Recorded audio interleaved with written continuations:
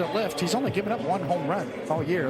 That ratio per 9 innings is the best in Major League Baseball. And a beast of the East.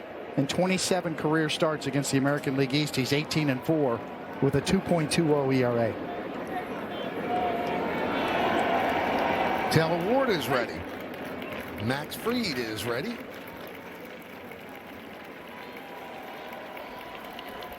And let's do it here in the Bronx. First pitch, foul back, we're underway. Alfonso Marquez, the home plate umpire. Mike Estabrook at first. Malachi Moore at second. Lance Barrett is over at third. And the home plate umpire today is the crew chief. Orioles 15-18. And the Yankees 22-11.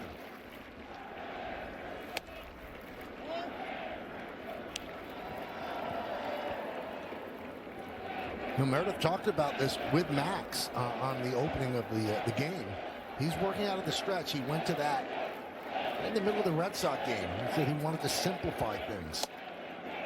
There's a strike, and yesterday when he got into trouble, you could see that Weathers did the same thing. For 1 inning, he went to the stretch and kind of got it back together. Yeah, I agree with it. I love it. If I had to do one thing over, I can go back and do my career over, I would do this. I would pitch from the stretch more often, just like he's doing, because less can go wrong.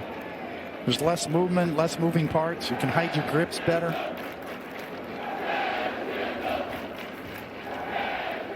One, two.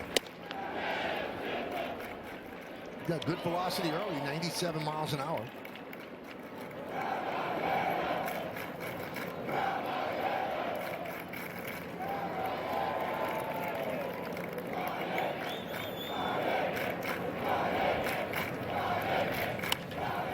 Slice the other way, and in the seats, foul. Also gives him an opportunity, David, to really milk the clock.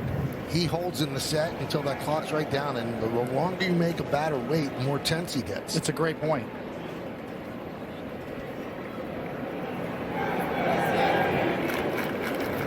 Three, two, and it goes to two.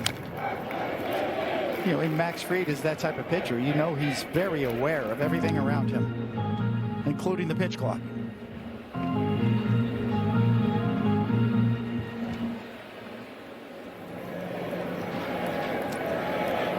Field bathed in sunlight as we start this one on Sunday matinee. 2-2. Foul back.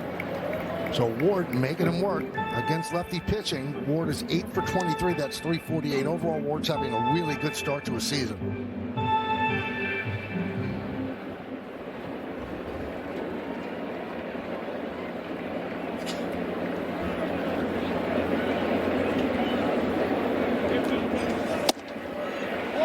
Three and two.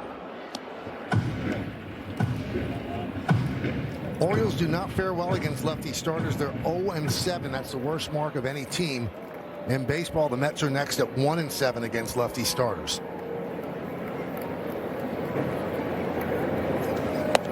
And he walked him. Good at bat for Ward. We'll take a look at the Yankee defense, brought to you by your local Tri-State Genesis retailers, and we keep an eye on Aaron Judge in right field. He's our Car Shield defensive player profile. 58 defensive runs saved since 2017. That's 8th among all major league outfielders. In the first game of the series, had a great catch and robbed Taylor Ward of an extra base hit. Up against the wall. Adley Rutschman takes a ball, 1-0.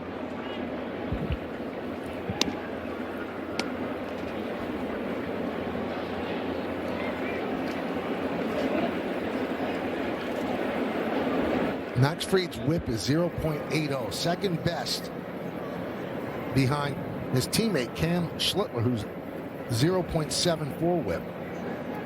Adam leaning, but just got back. We always talk about he hangs the leg up there, different than a lot of pitchers whose move is the same all the time. The Yankees going to see if they're going to challenge that.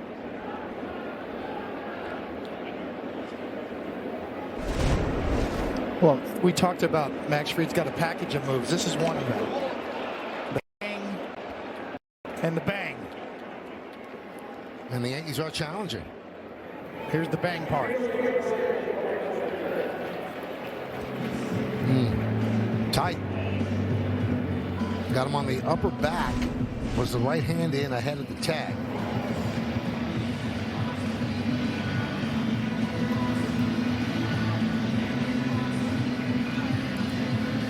It's an incredible weapon. Everybody who takes first base knows he has a great move, and they still fall victim to it. It looks like, he's got the hang and go home, and this is the hang and, as we said before, and go to first. And that's a little different variation. Another look. I'm not sure they're going to overturn this. Yeah, that is so close. I'm not sure if it's enough to overturn it.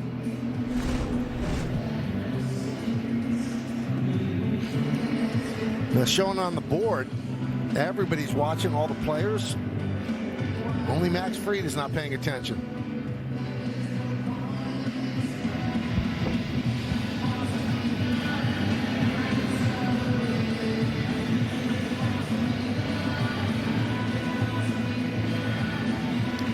Fried is also having some problems with the pitch count. And they're bringing out a new one for him.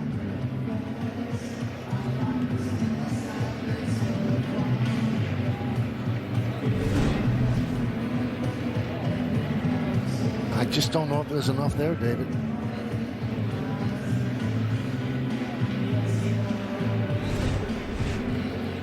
After review, the call stands. The runner is safe, and New York will lose the challenge.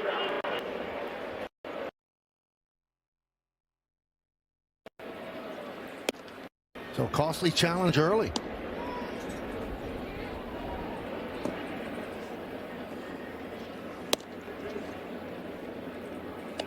So Max Fried, 38 pickoffs since 2017. Oriole base runners, they've been picked off 7 times this season. Tied for the most in the majors. And they don't have a lot of stolen bases. They're not really a running team, which makes that stat all the more incredible.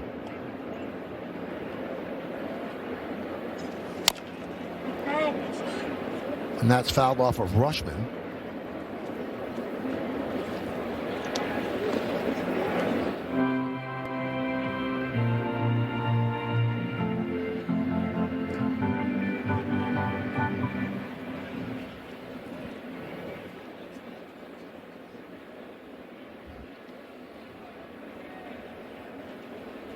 Rushman 0 for 8 in the first 2 games.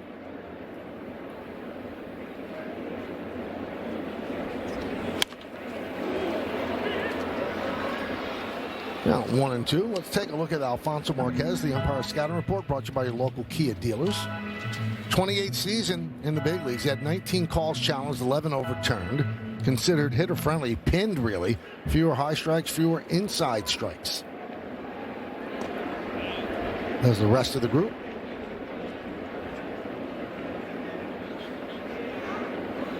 A 1-2. Grisham will put it away.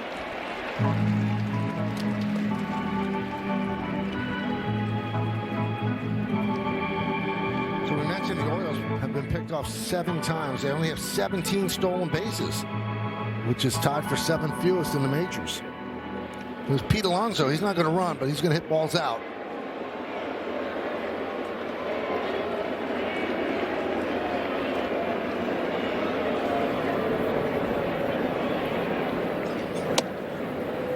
So Alonso has had a home run in each game. He has 13 home runs in his first 34 career games against the Yankees. That breaks a record that was jointly held by Fred McGriff and Geronimo Baroa, who each had 12 in their first 34 games against the Yanks.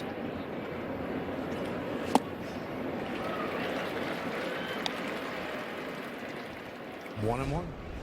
Here comes that Koufaxian curveball that Max Fried talks about modeling that particular pitch after.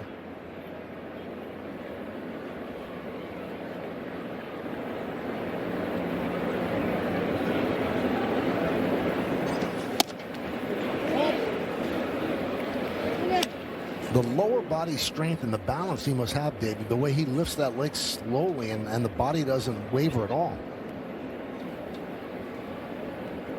Yeah, there's a certain amount of athleticism to be able to do that. That's why he's got gold on his glove there. He can move. And he's just trying to throw you off because that time he didn't do it at all.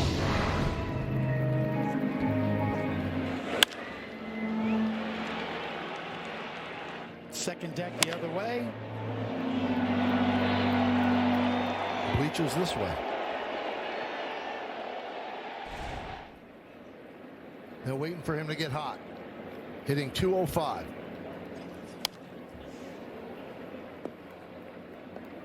Well, the Orioles are making a Fried work this inning. Already at 18 pitches.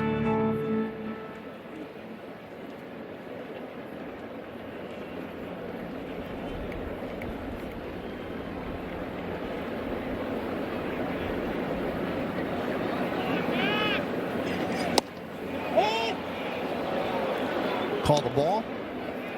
Count is full.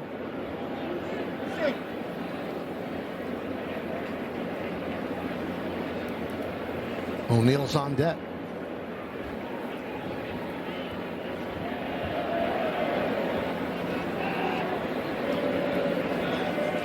Swing and a miss. Got him. 2 down.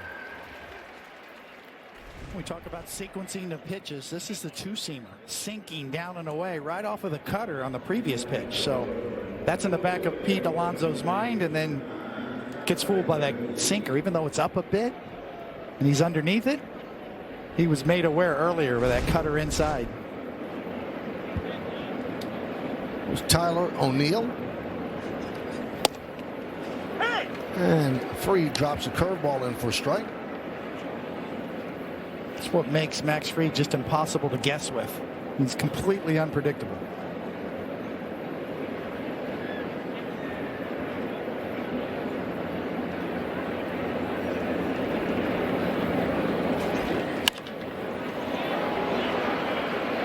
Right side, long run for Rice, and it falls untouched.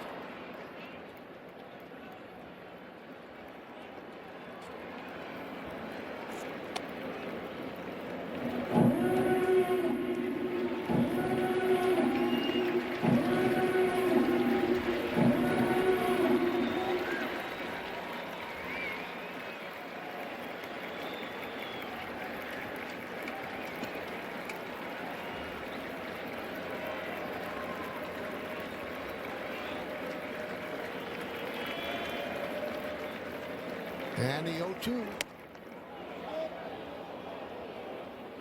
Change up, he left it high and outside.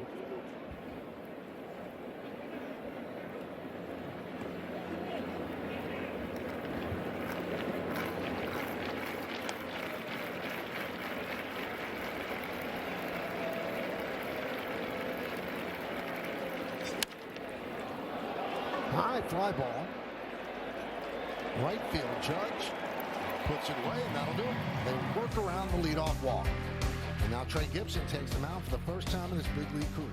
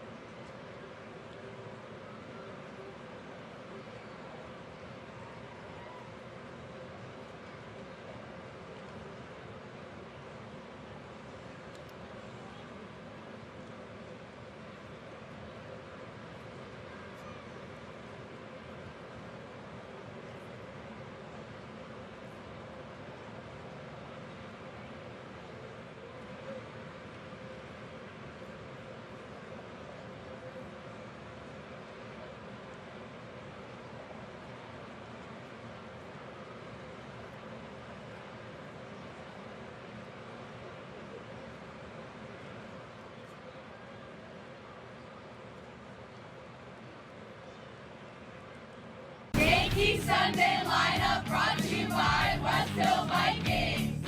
Leading off, center field, Trent Grisham. Batting second, playing first, Ben Rice. Batting third, playing right field, Aaron Judge. Batting fourth, playing left field, Cody Bellinger. Batting fifth, playing second, Jazz Chisholm Jr. Batting sixth, the designated hitter, Jason Dominguez. Batting seventh, behind the plate, Austin World. Batting eighth, playing third, Brian McMahon. Batting ninth, playing shortstop, Jose Caballero. Pitching for the Yankees, Max Fried. Yankees on 3, 1, 2, 3, Yankees! What a great job, Coach Gabby Lacona. Westfield High School softball coach did a great job choreographing our young ladies to deliver one of our best lineups ever. They were great. They were spot on around the diamond. Trey Gibson, Major League debut. And he faces Trent Grisham, deals inside 1-0. You see his numbers in AAA this year. 6 starts.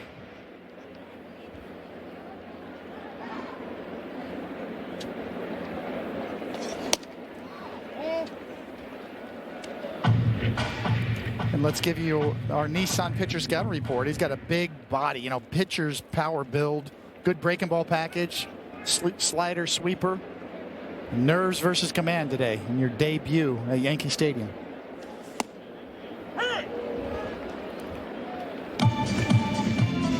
At 3 levels last year, he struck out 166 in 120 innings, 44 walks, and he won the Jim Palmer Minor League Pitcher of the Year award for the Orioles organization.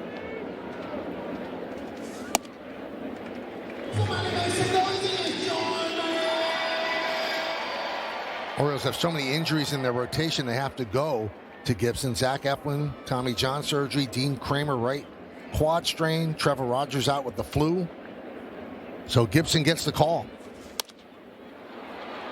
Left field, Ward on the run toward the line, and he makes the play. Nice play by Taylor Ward, knew exactly where he was, measured it, and hauled it in. Yes, he did. It's well done. You can see he's battling to the glove. Almost a ricochet. Looked like it might have been a ricochet. I think there was. I think that hit the fan's hand. Yeah, you can see his fingers go back, but the Yankees don't have their challenge. And that wouldn't have been interference because it was not on the field of play. Rice rips one to right field. Gone. See ya. A bullet. He keeps on keeping on. Ben Rice goes yard. It's 1-0 Yanks.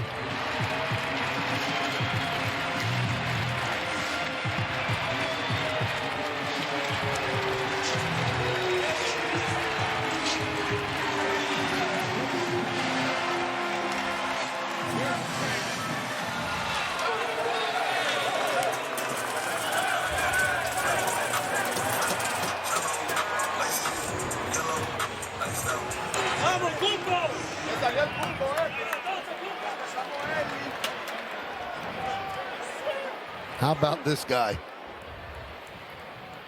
Here's Judge. He's doing some oblong in that dugout, right? We know he's bilingual. He's dropping Spanish in there. Well, he's tied with Judge now for second place in the majors. Now, Judge doesn't like to be tied. Let's see if he goes yard. Last time that happened, they went back-to-back. Judge said, I couldn't let him pull even with me. Well, first pitch breaking ball right in the wheelhouse, and it's about 109 miles an hour and got out of here in a hurry. Ground ball third base, and off the glove of Wilson, trickles into left field. Judge rounds first. He's going for 2. Ward picks it up and will flip it in, and Judge is on second base.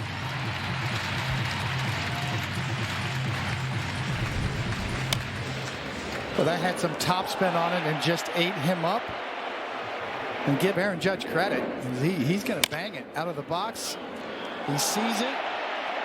He's going to turn. He's going to take it. Watch, this is about 5 strides to get to first to second. 6'7", 282.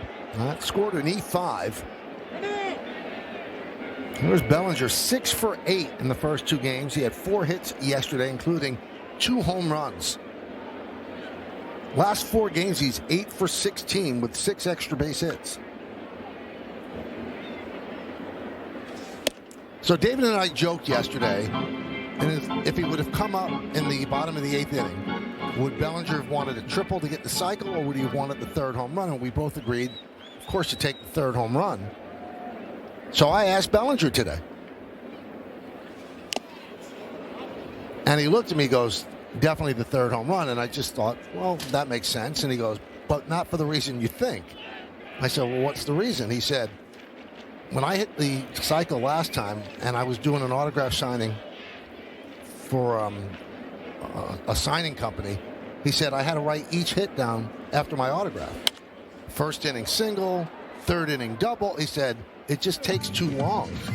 He said, so I'd rather just hit the 3 home runs. The inscriptions got him. Yep.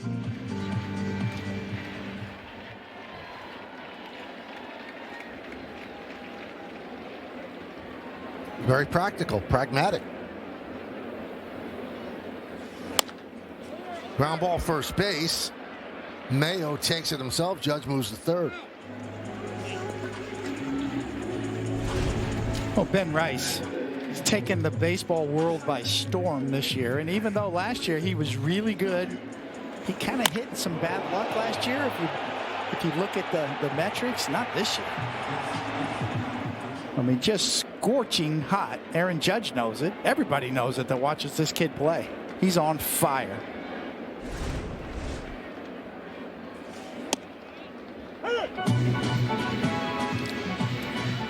You know, today was the day that some season ticket holders get to go on the outfield warning track well before the game, and the Yankees come out and they take pictures with them. And obviously the most popular player is Judge. That one's driven to center field. Taveras is there, and that'll do it. But numbers 2 and 3, this guy and Cam Schlittler. Fans already love him. After that swing, they're going to love him a little bit more. It gives the Yankees a 1-0 lead.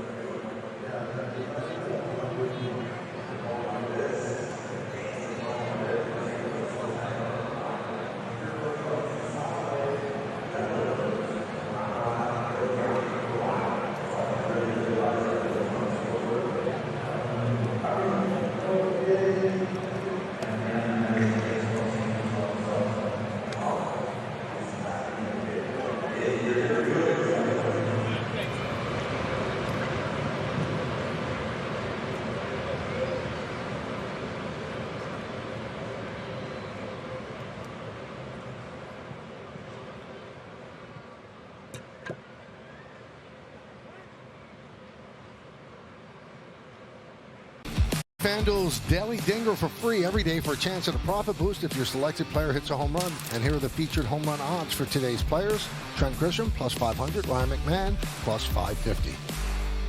Kobe Mayo takes a strike. Max Fried now has a 1-0 lead after the Ben Rice home run.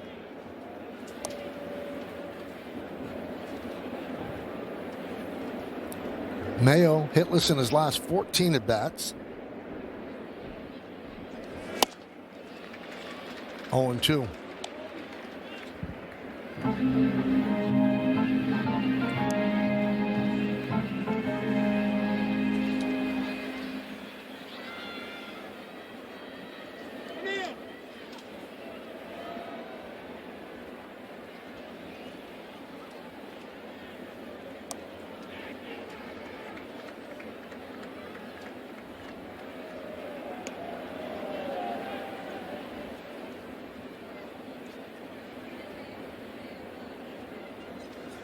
Swing and a miss.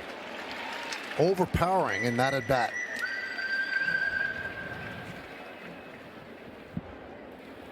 Now we saw Max Fried with his pickoff attempt on Taylor Ward in the first, and Meredith, you dug a little deeper on Fried's pickoff move. Well, Michael, when I spoke to him about it after his last start, he said he's been working on it since he's 8 or 9 years old. Just controlling the running game and holding runners on is something he has always taken a tremendous amount of pride on. He said anytime you can eliminate a runner, that's huge for the team and a big burst in an inning. Now, interestingly enough, you guys compared his move to Andy Pettit's move. It's been talked a lot about over the last couple of days, and he has said that he has never actually asked Andy Pettit about his pickoff move. They've never talked pickoff move. He said when he speaks to Andy, he just likes to pick his brain about pitching in general.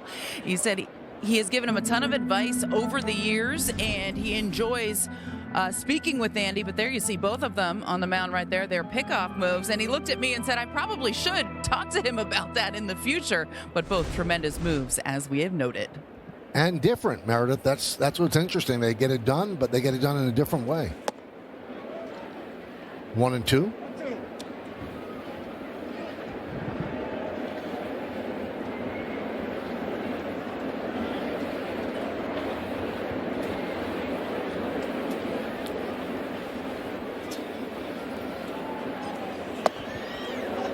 I know one thing's for sure, Meredith. I'm jealous of both of those guys. I mean, as a right-handed pitcher, my back was to the runner at first base. So what an advantage it is to be left-handed, staring at the runner, develop a move like that, control the running game.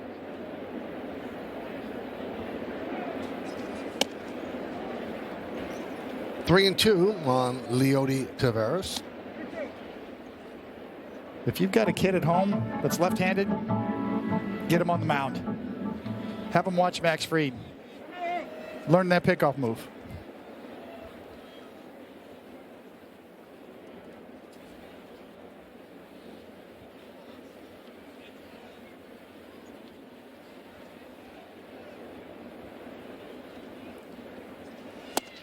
Swing and a miss. Third strikeout for Fried. Well, sinkers, cutters, changeups, curveballs. Look at that cutter. That's just a razor blade at 93 miles an hour. It looks like a four-seamer, and then it just darts in and under the bat. There's Jeremiah Jackson.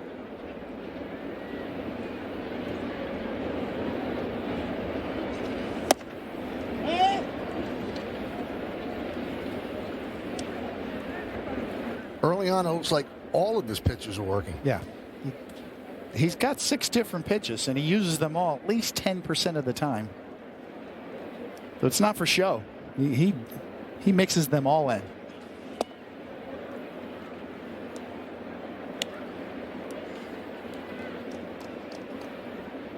To me, that's always been one of the greatest weapons a pitcher has is mystery. You get in the hitter's heads. They don't know what's coming. They can't guess with you.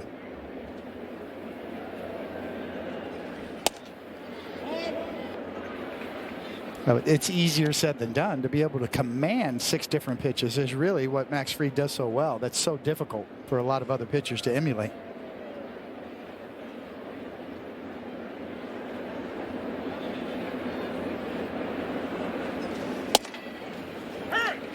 Strike on 3-0.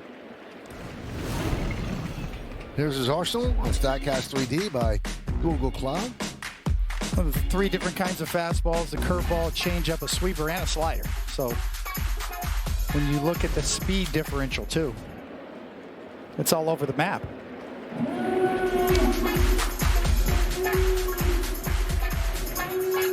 A lot of subtle little nuance in the pitch design of all of those pitches that really serve him well.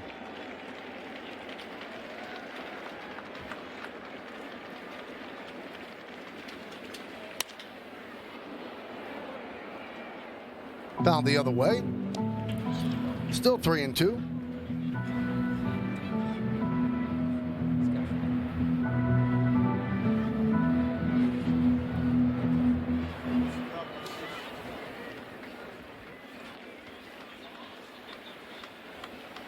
And the payoff. Got him. He strikes out the side. Strikeout number 4 on the game. Max Fried dealing in the second.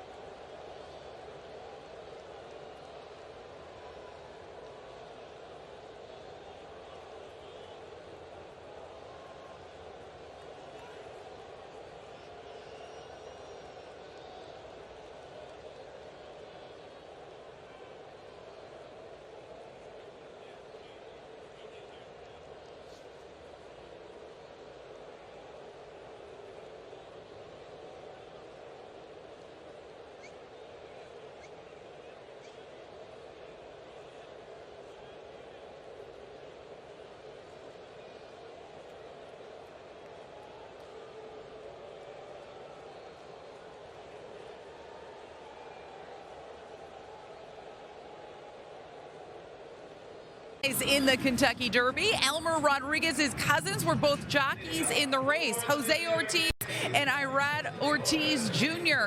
Michael, David, how cool is this?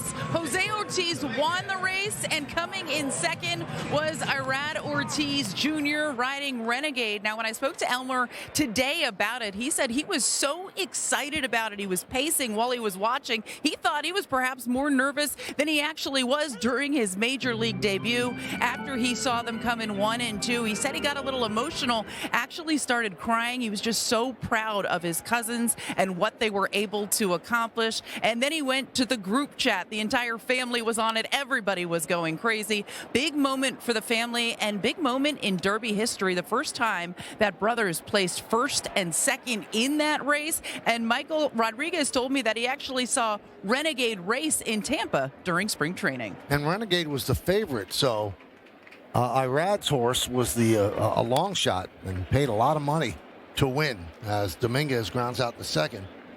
That is an unbelievable story. 1-2, two brothers, amazing, and a cousin of a Yankee starter. One thing, Meredith, if you could do this for me, the cameraman in front of you, Dave Chesney, is wearing a ridiculous hat. Could you remove that from his head, please? It's bothering the viewers. Michael, it's actually, he has it secured with a little thing under his chin, Thank so I you, don't want to decapitate him, but there you go.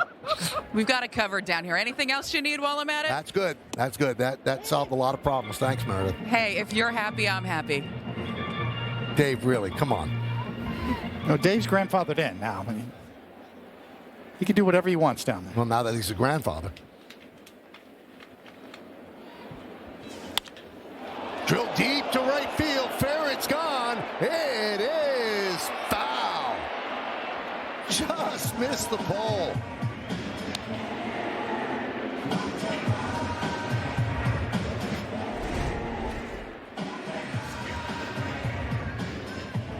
Hmm.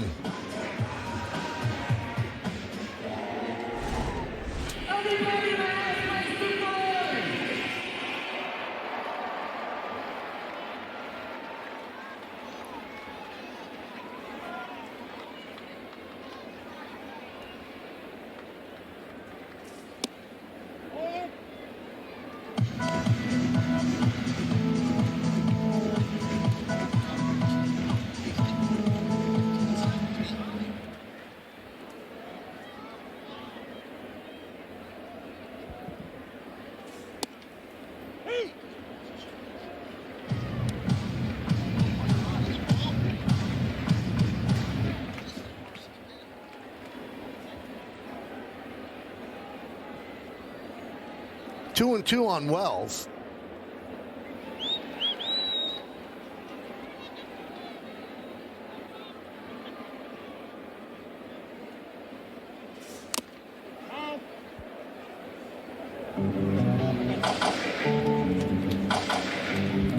Well, Gibson is the franchise's first pitcher to debut with a start in the Bronx at any of the Yankee stadiums.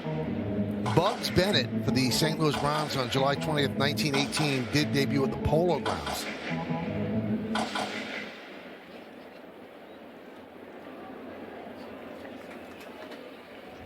I like that guy, Bugs. Bugs Bennett. Second best Bugs starter of all time. Swing and miss. I mean, how about that changeup on Bugs Bunny, right? Bugs Bunny had the greatest changeup ever in the history of the game. Amazing.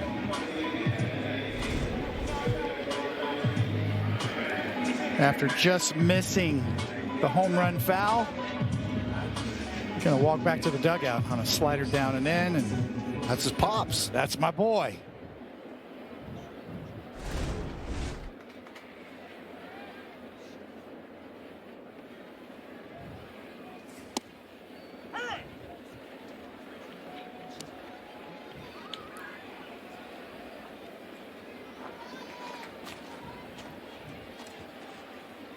Oh, 1 on Ryan McMahon.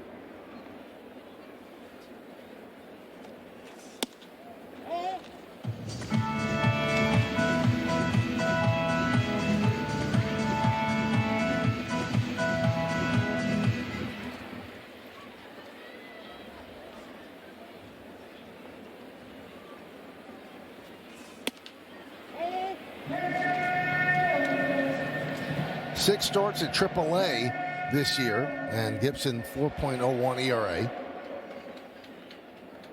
And he's the #1 pitching prospect in the Orioles system, and number 64 overall on Baseball America's list. That's where he gets it. We've seen a couple of good breaking balls down and in. He's got a sweeper and a curveball that really go down. He struck out Austin Wells with it, and you saw it right there to McMahon. That's his signature best pitch.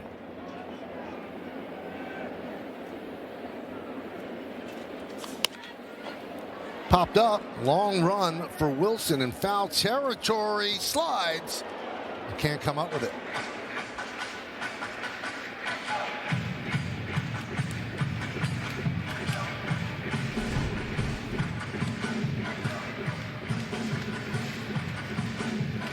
Got some glove on it, just missed. Paid the price. And then that knee banged into the bottom of the fence.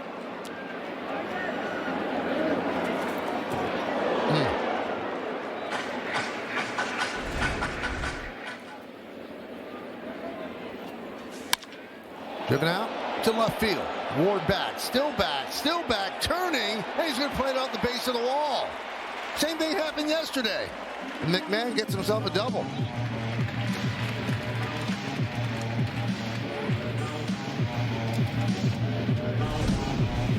Well, McMahon has shown that he's got some thump in his bat the other way. And this one kind of surprises Ward out in left field. Thought he had a beat on it, he didn't. The easy stand-up double for Ryan McMahon.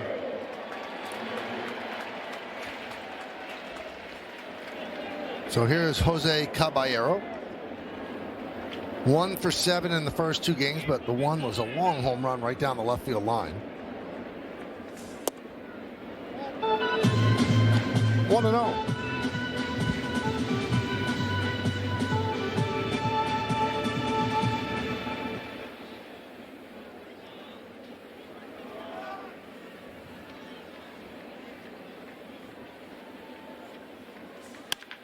Ground ball, grabbed there by Wilson. And that'll do it. Here in the second, McMahon stranded at second.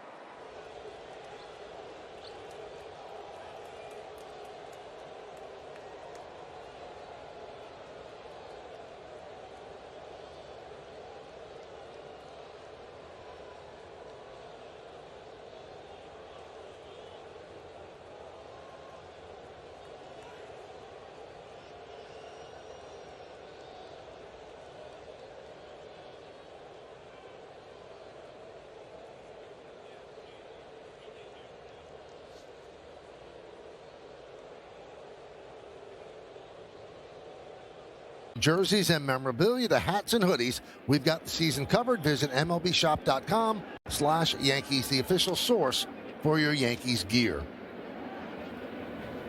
I'd like to get one of those hoodies up here in the booth right now. Wilson grounds it, and just off the glove of a diving McMahon into left field for a base hit. First hit of the game for the Orioles.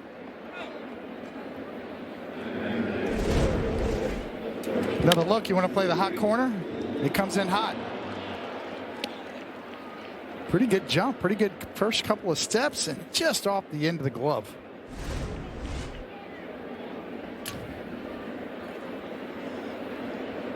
There's Blaze Alexander.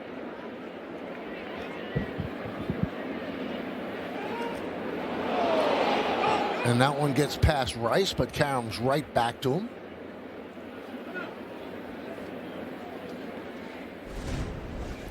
Oh, this is part of the package too. Step off and flick it over there.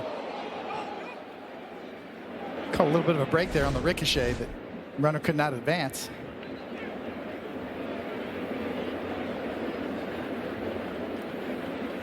Wilson getting a decent lead. Fouled away. Part of a package too, a slide step home from Max Fried. So you've seen really today already in the first couple of innings is 3 or 4 different looks he can give you trying to hold runners at first.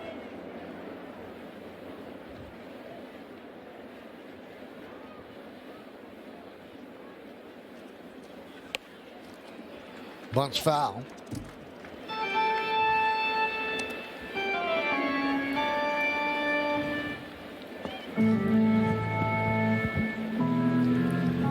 Of all the pitchers to bunt on, Fried should not be at the top of that list.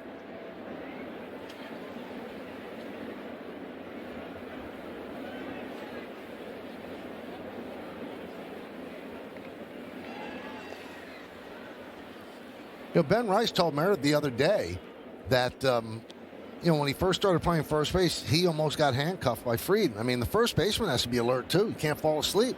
They don't tell you when they're going to throw over there.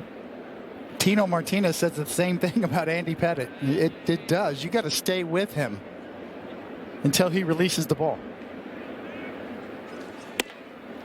And just think about the responsibility. You have to look at him until, as David said, the ball's being released, and then you have to spin and turn and face the music at home plate.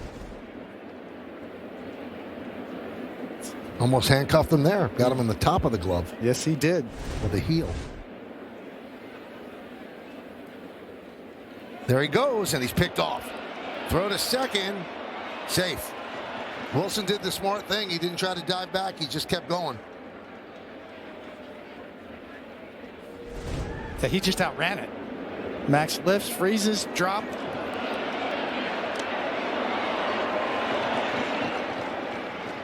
Give Wilson credit right there.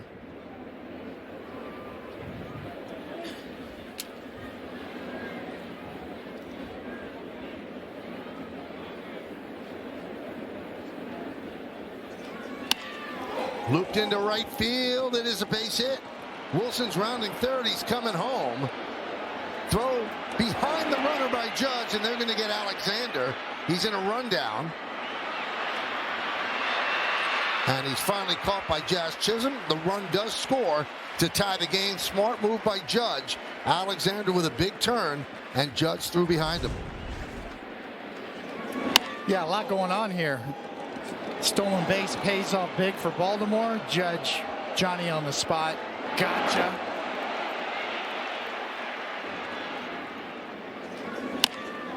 We'll give Alexander credit fighting off that pitch. Got a little too froggy, though, right there.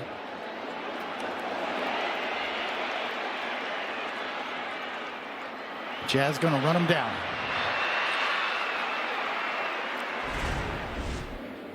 Single, RBI, out 9-3-4. Slice foul hard into the seats. Everybody's okay. That's the look of desperation right there.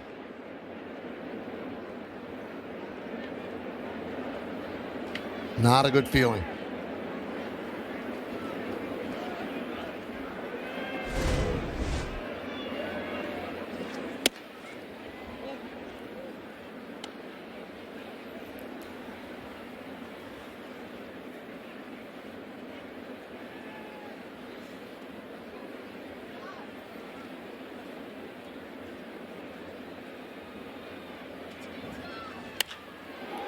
Right field, backing up Judge on the track at the wall, and he makes the play. A sparkler by Aaron Judge, out number 2.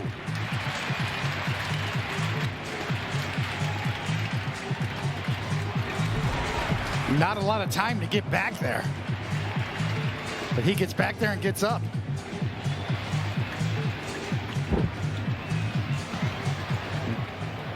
And he does it to his college teammate again. Just about knocked the A off of W.B. Mason there.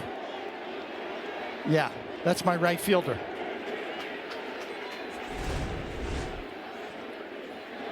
The man can do it all.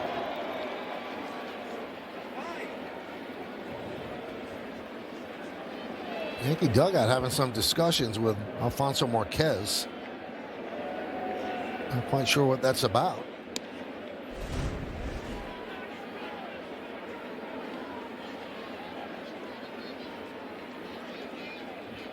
That's 282 pounds hitting up against the A on W.B. Mason. Watch it shake. Hammered down the left field line, foul. Now, if you've ever been out there, the wall has padding on it, but behind the wall is solid concrete. So, Judge running full speed into that, he's going to get jarred a little bit too.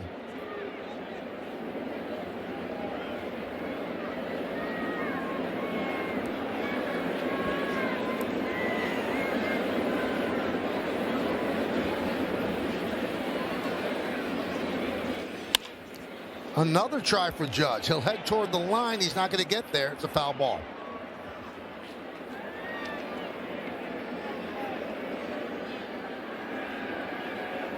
Isn't that nice? He does it all. He really does it all. Is that a scrunchie he just put back?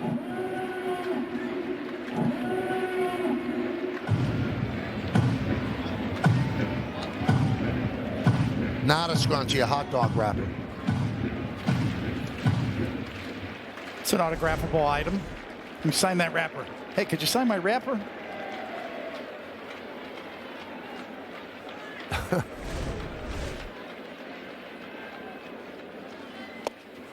Who's your favorite rapper?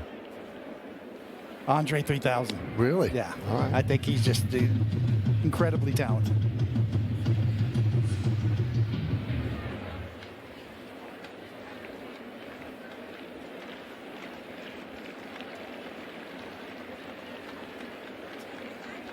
One, two. High fly ball. Left field and deep. Going back, Bellinger. He's on the track and makes the play in front of the wall for the final out. Orioles get a run. We go to the bottom of the third.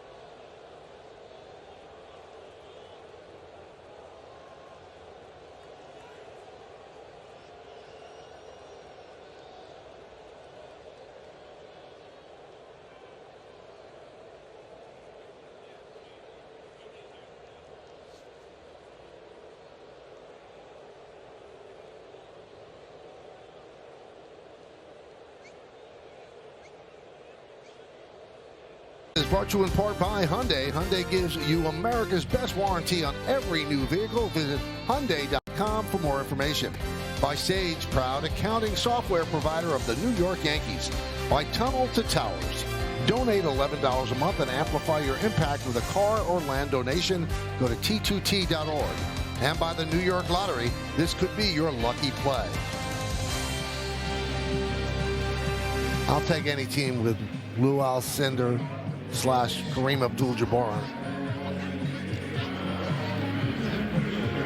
I think they got to bring those shorts back for the NBA. What do you think? Well, I mean, they are called shorts. Those were short.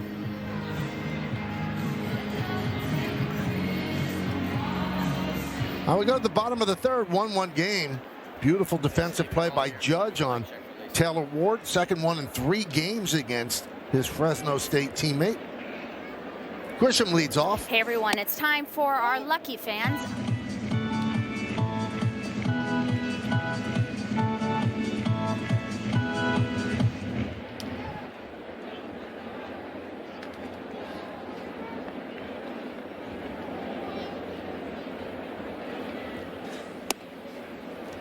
One and one.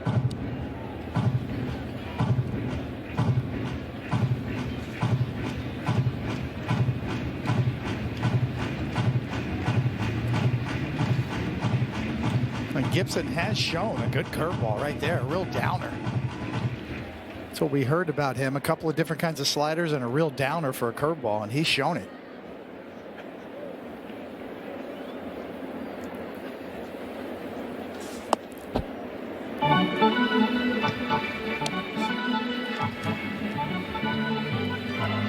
So Gibson looked like he was going to get drafted out of high school in 2020, but the draft was shortened to 5 rounds, and he ended up going to college. He went to Liberty University, and he was undrafted out of Liberty. Ground ball. 1 down. And he was suspended from the Liberty team in 2023, and that's why he fell out of the draft. But when you ask why he was suspended, no one gives you an answer. No, it's never been found out why he was suspended for a full year. But here he is on a big league mound for the first time, and he'll face Ben Rice, who got him in the first inning for a home run. 12th home run for Rice.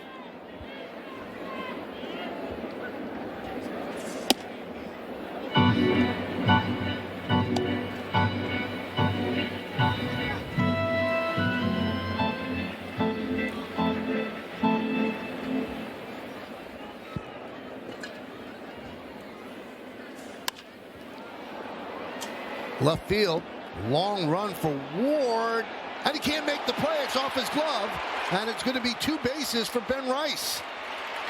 A long run for Ward. He could not haul it in.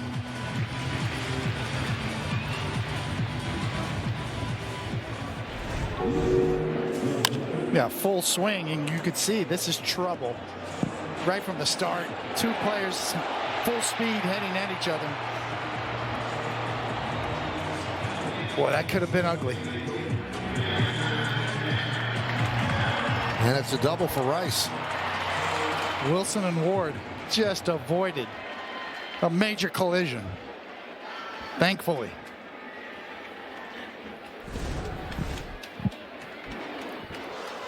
It was Aaron Judge, reached on an E5 in the first.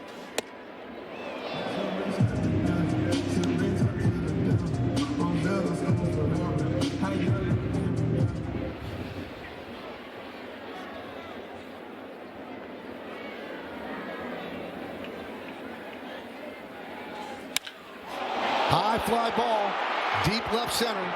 Taveras back on the track at the wall. See ya. A 2-run home run for Judge. He moves 1 ahead of Rice, and the Yankees move 2 ahead of the Orioles. They're up 3-1.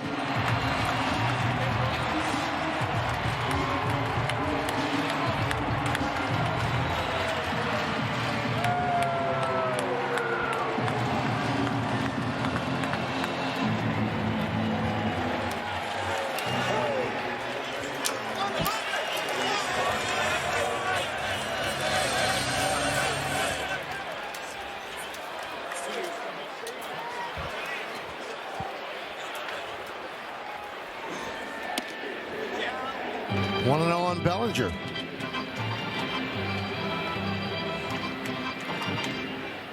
So he now ties Munetaka Murakami for the Major League home run lead with 13. Rice and Alvarez tied for second. And the Judge and Rice meter currently at 25 collectively, and big high slider that stays up in the zone and stays up in the air for a long time.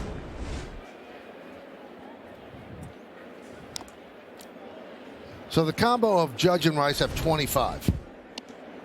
And this was number 25 on this swing.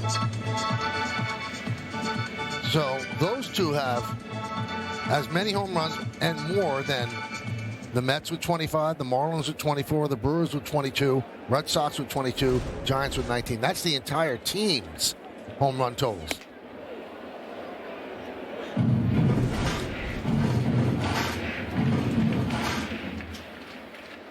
You know what might make this summer even more fun, David? If these two could drive each other like Mantle and Maris did in 1961. Pushing Maris to 61. Mantle obviously got hurt in the final month and couldn't get past Babe. But it looks like Judge is motivated when Rice hits a home run. It's great.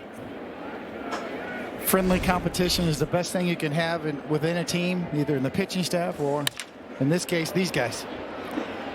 Jackson gets Bellinger.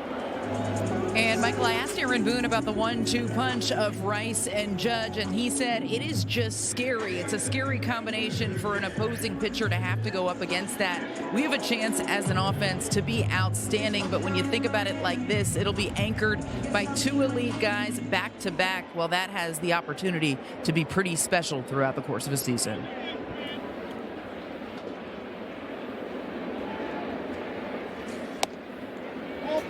And it's got to be such a proud moment for the organization's development staff. I mean, these two guys were drafted by the Yanks out of their system, Rice and Judge.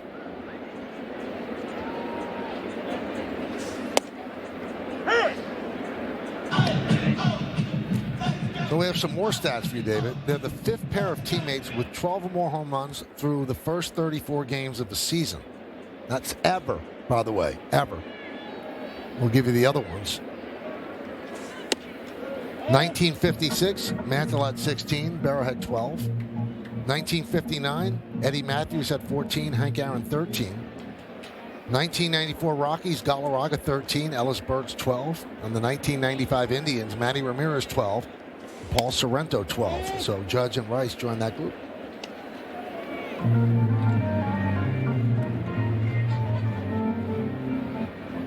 Eddie Matthews and Hank Aaron. A couple of pretty good names right there. 3-1. There's ball 4, so Jazz reaches.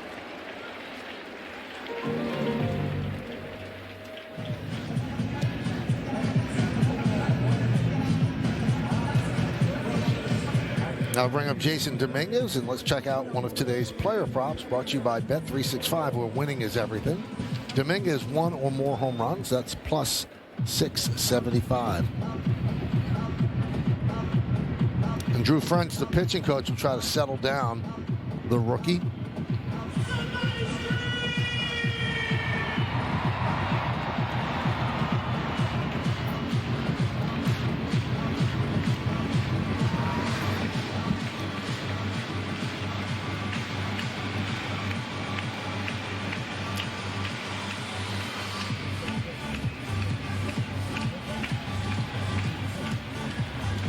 It's got to be daunting for a kid making his major league debut to have to deal with Aaron Judge, a 3-time MVP. And it's no coincidence when we tell you that, no Oriole has ever made his major league debut starting against the Yankees at the stadium. This is a tough stage through the years. Start him somewhere else against an easier lineup and in a better scenario. It's a great point. Aaron Judge is larger than life when he steps in a batter's box.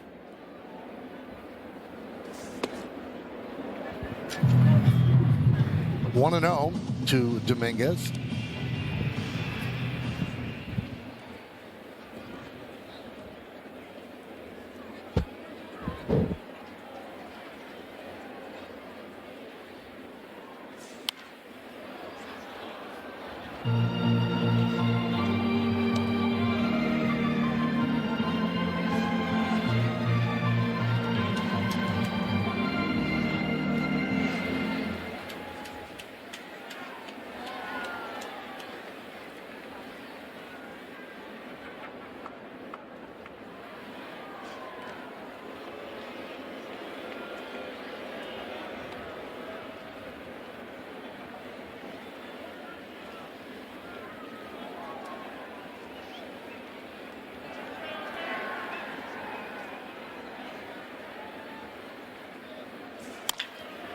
Up the middle.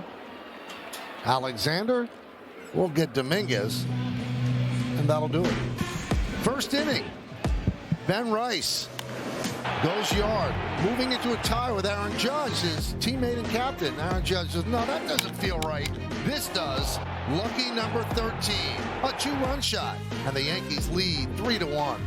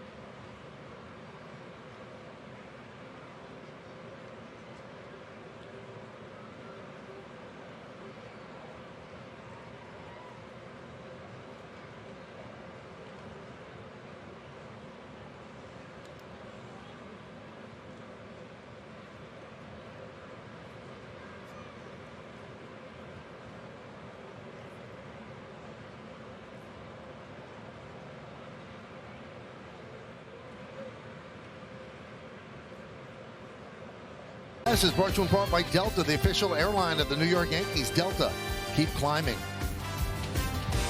We go to the fourth inning. Yankees lead at 3-1 on the Tri-State Cadillac scoreboard. A little point of concern between innings. Aaron Boone came out and made a lineup change to Alfonso Marquez as Paul Goldschmidt takes over at first base. So obviously an issue with Rice. Trying to find out exactly what went wrong. He scored on the Judge home run after getting the double. Now there's the pickoff play earlier.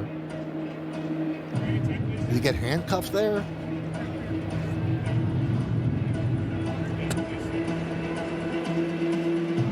But he still hit. Last half inning, looks like he's in some bit of pain there.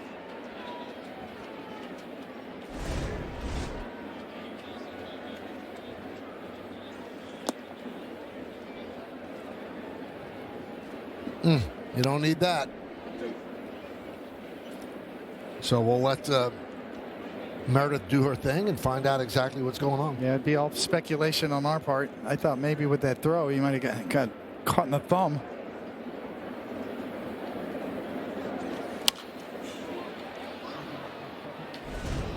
See if we see anything on the double.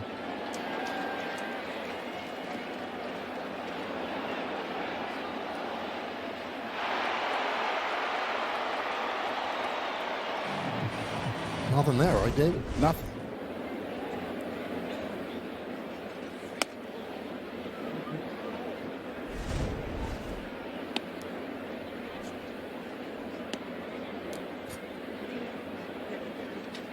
A little grimace there.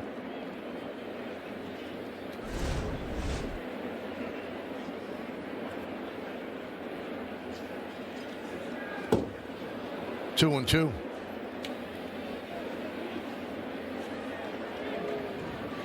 Check that, 3-2.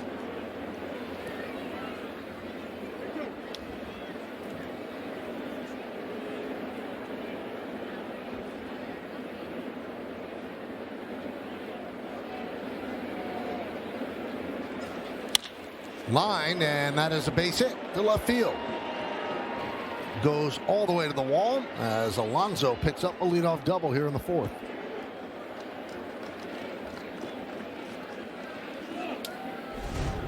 Alonso jumps on this changeup up and out over the plate.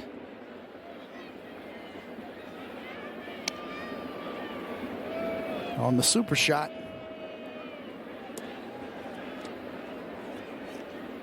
Easy stand-up double.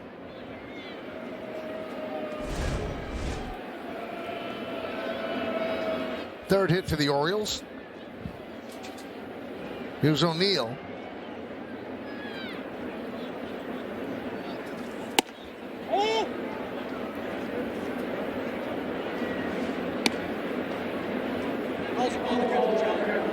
And that's going to be a challenge by Austin Wells.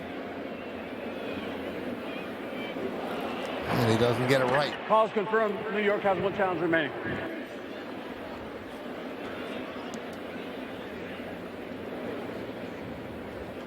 Just shows how tough it is to be an umpire, I think.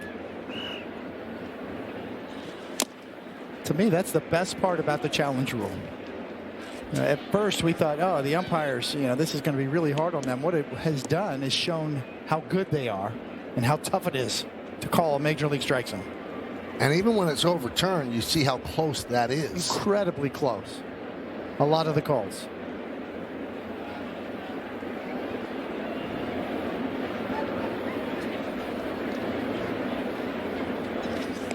And I think that what got us over the years, there were and there are some incredibly bad umps that miss calls by 3, 4, 5 inches. We've seen it over the years and they're highlighted, but that shouldn't paint everybody with that brush because most of the umpires are just extraordinary. Absolutely. Better than they've been given credit for, and it's now showing.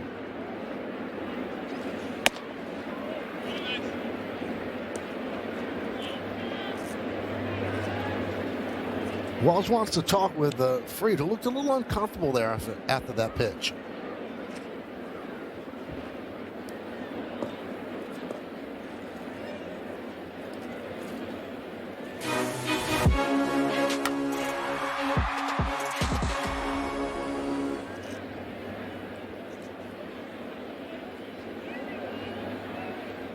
Good long talk.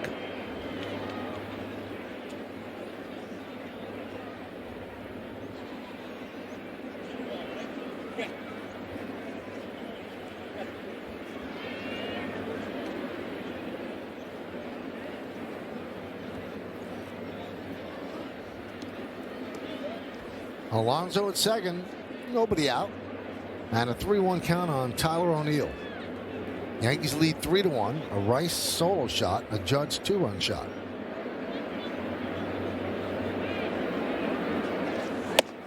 And he walked him. And on each of the last 2 pitches, Fried turned around and looked towards center field.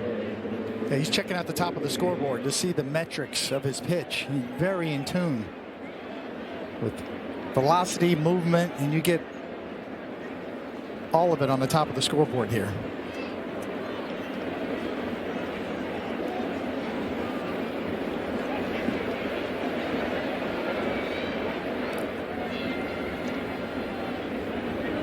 There's Kobe Mayo. Pickoff is on. Nice play there by Jazz, keeping it out of center field, and Alonso had to dive back. Yankees have done that a lot this year. They've worked on that play. I love it. It's a good time to do it. First and second, nobody out. Maybe you can steal an out here. Catch somebody sleeping. It's something I wish I would have done better in my career. If I can go back, I would have done much better at this part of the game. Try to steal outs. Hey! 0-1. Fourth inning, Yankees up by 2, 3-1.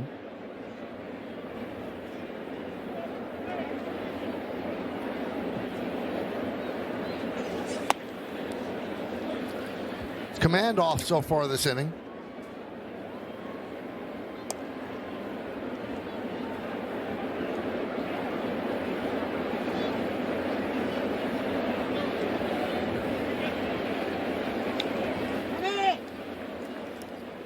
And Mayo calls time. Sometimes with pitching, when you're like Max Fried and you have 6 different pitches you can go to, you can get caught in between grips here and there or release points. So sometimes you got to narrow it down to just find 1 or 2 that you can get command of to get you through an inning and then get back to your full repertoire.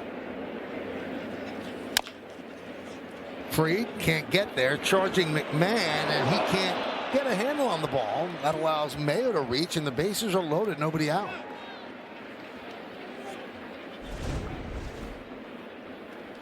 You got to hurry, and you can see he's trying to hurry. He can't get the handle. I'm not sure if he's going to have a chance because Mayo gets down there fairly well.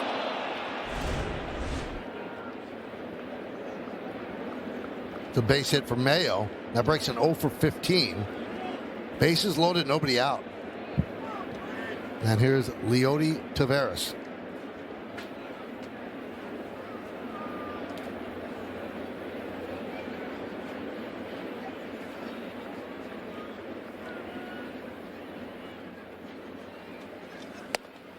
Yankees, of course, have the infield back, looking for the double play.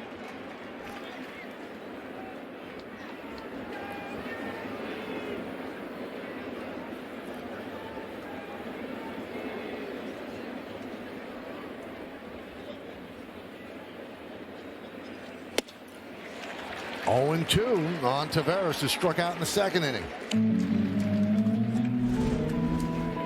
First pitch sinker, second pitch cutter. Where's he go now? Now he got a position to go for a strikeout.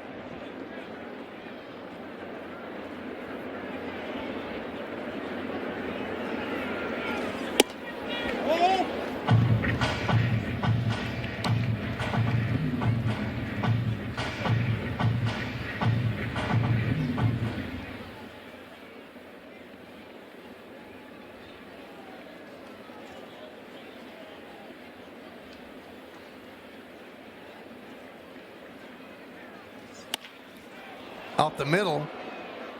Jazz has one play and he can't make it. Run scores, bases remain loaded. So a base hit for Taveras, and it's 3-2.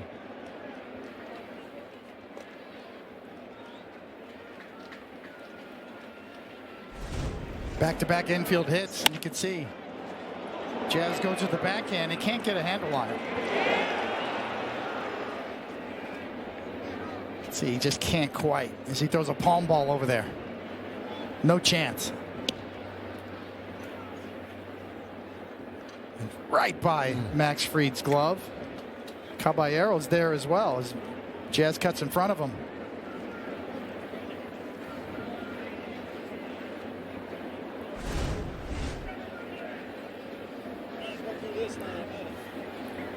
There's Jeremiah Jackson. Still nobody out. Yankees lead is 1, 3-2.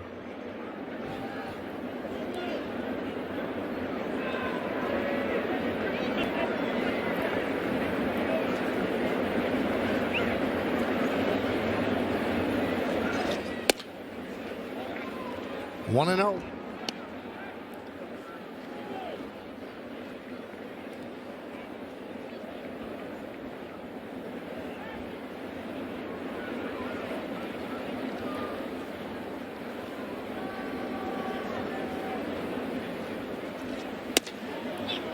Two and 0. I believe that was Fried who shouted in frustration after that pitch. Yeah, he's had a little trouble with his changeup, kind of pushing it, leaving it up.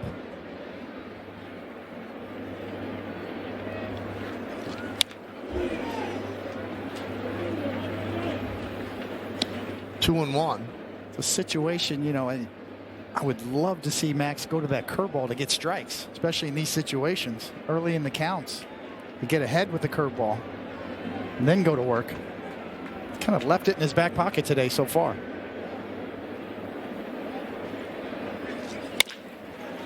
This should be 2. There's 1. And there's 2. But a run scores. O'Neill crosses the plate. And the game is tied at 3.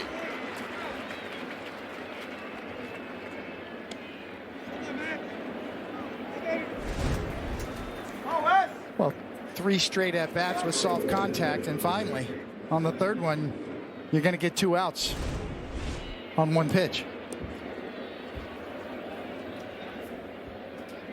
So the Orioles get their rookie pitcher those 2 runs back. It's 3-3. And here's Weston Wilson with a runner on third and 2 men out.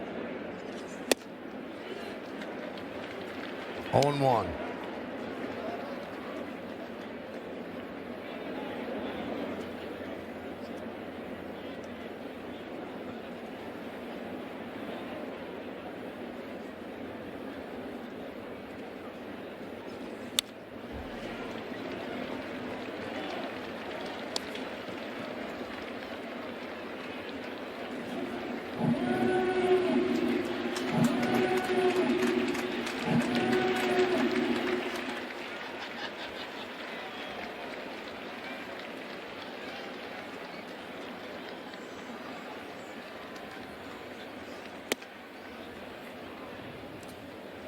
One and two. It's turned into a real sunny day here in the Bronx. A little breezy and cool.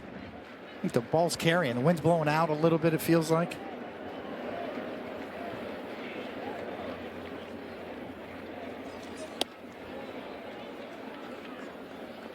See, that's the changeup that he's missing up and away arm side with.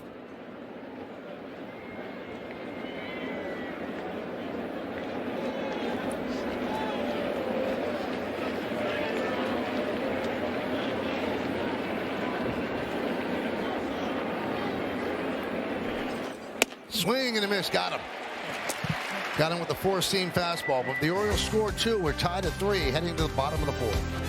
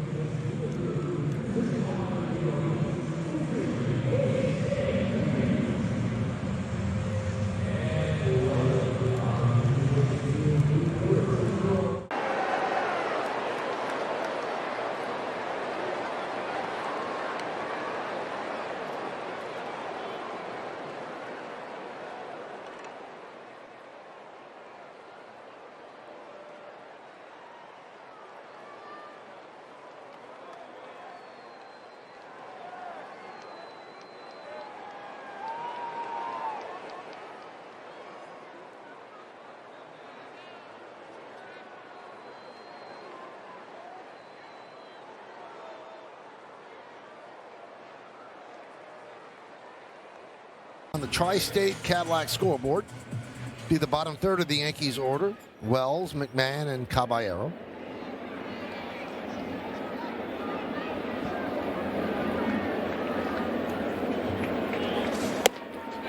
One and 0 to Wells.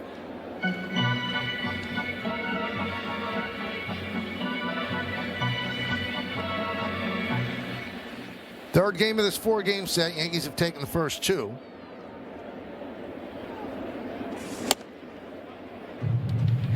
Yesterday's game, again, the Yankees won fairly big.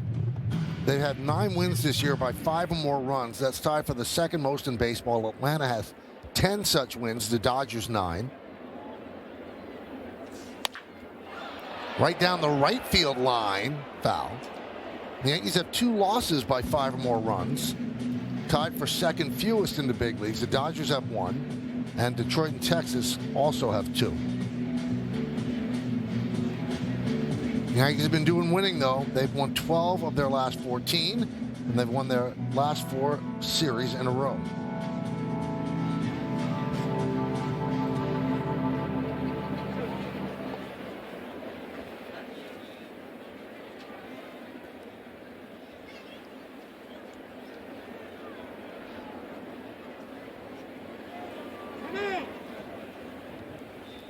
Walls calls time.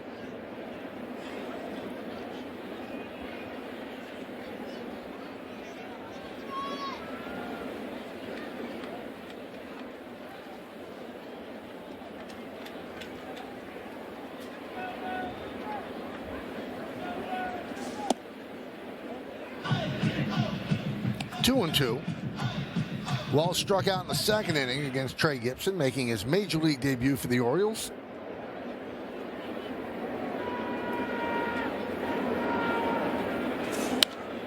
Foul back.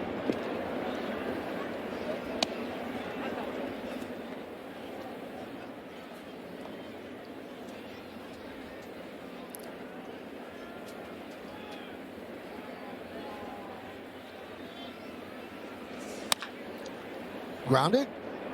It's a foul ball. Late call there by Mike Estabrook. First base up.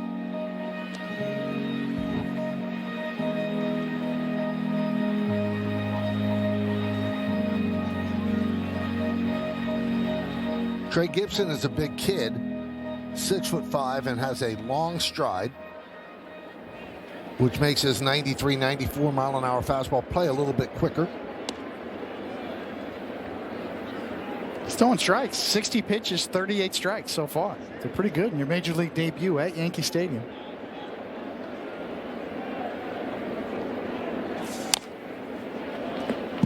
Kind of settled into a groove now. Mixing in all his pitches. He's 9 for 10 with his slider, throwing strikes. 9 strikes out of 10 tries with that slider.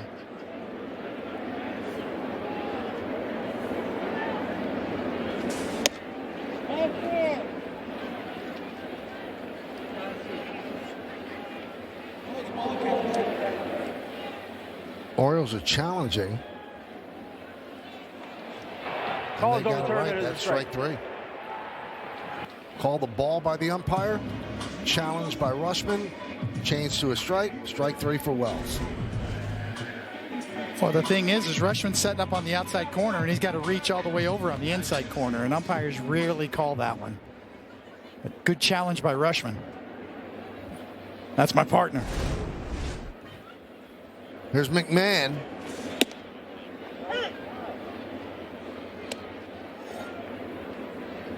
So McMahon started to hit better of late. He's hitting 125 in late April, but last 10 games, 276 average.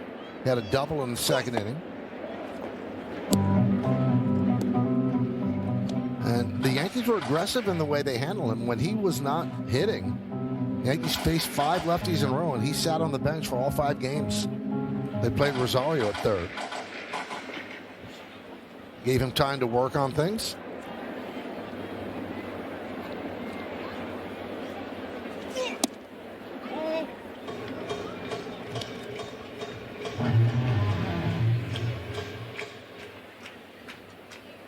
Caballero on deck.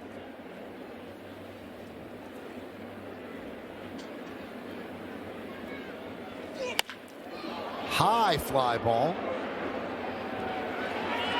O'Neill out number 2. Well, you talk about just missing one. That's just missing one right there.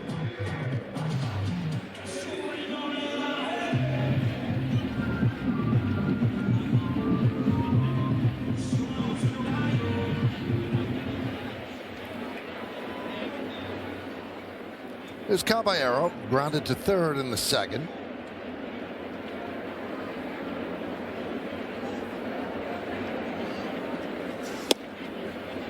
And a strike.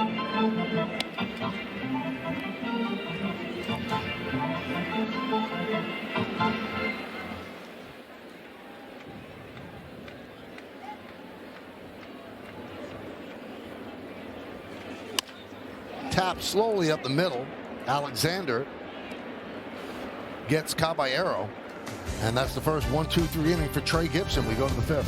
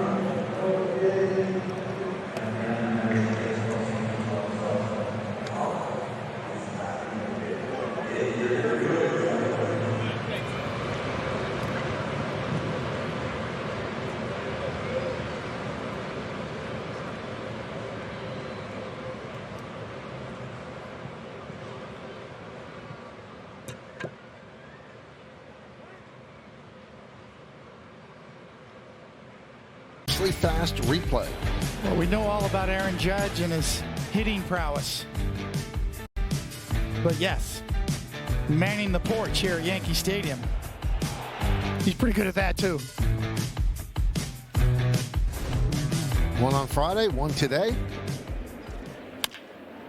Alexander rips one through the left side of the infield for a leadoff single. So he starts the 5th inning with a single and moves it back to the top of the order for the Orioles. He jumps on that first pitch curveball. Give Alexander credit.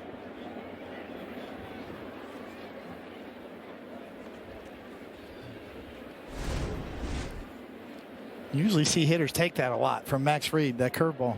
Not there.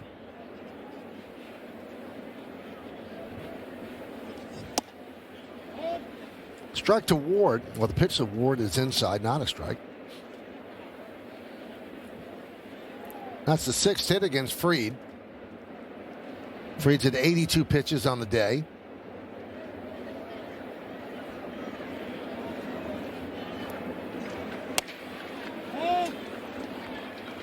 Two and 0.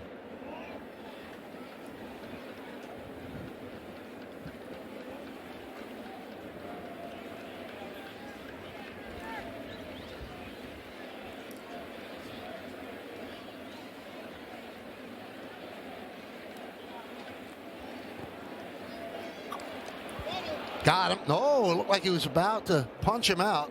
Then Estabrook changed his mind, said safe.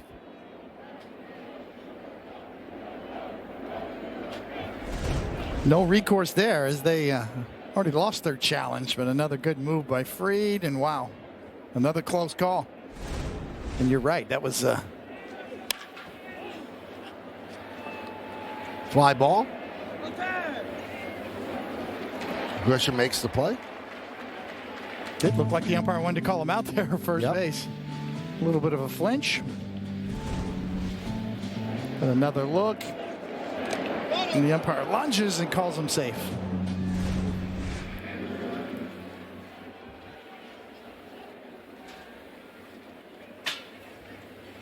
Here's Adley Rutschman, 0 for 2, 0 for 10 in the series.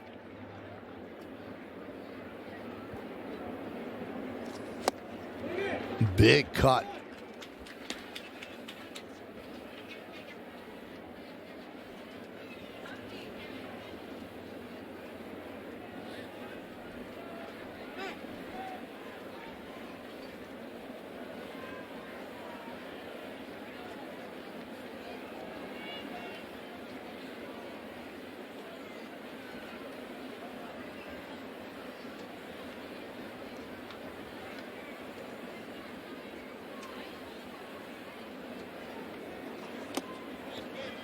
Like a flamingo on that one.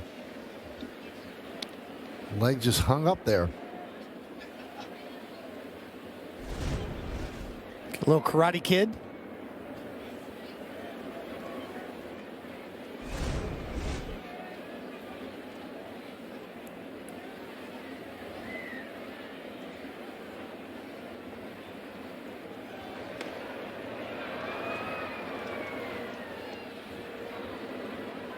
You know, they always talk about lefty throwing first baseman are preferable, and you can see it just on the pickoffs. You've got to move the glove around your body to make the tag. A lefty just put it down on the runner. You can wait longer.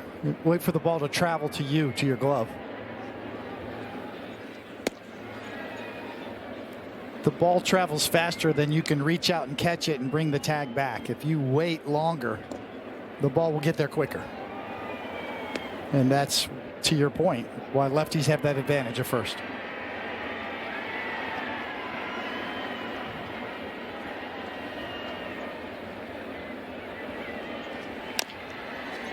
Slow roller. Fried, the out at first. Alexander moves to second.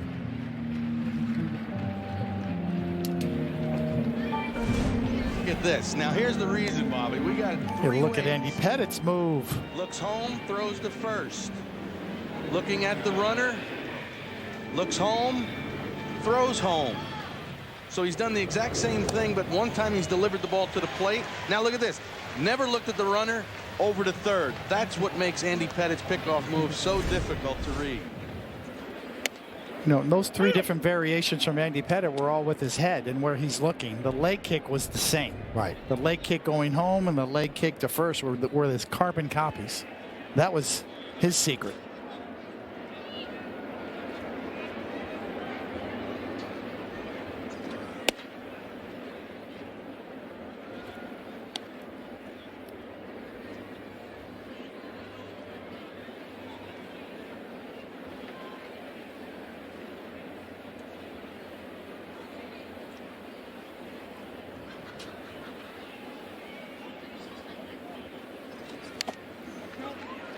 One and two on Alonso.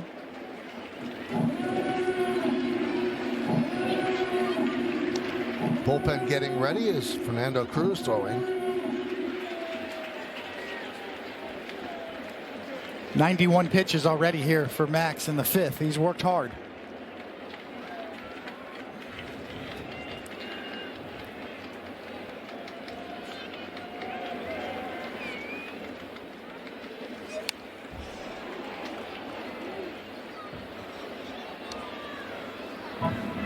.97 miles an hour with this four-seamer.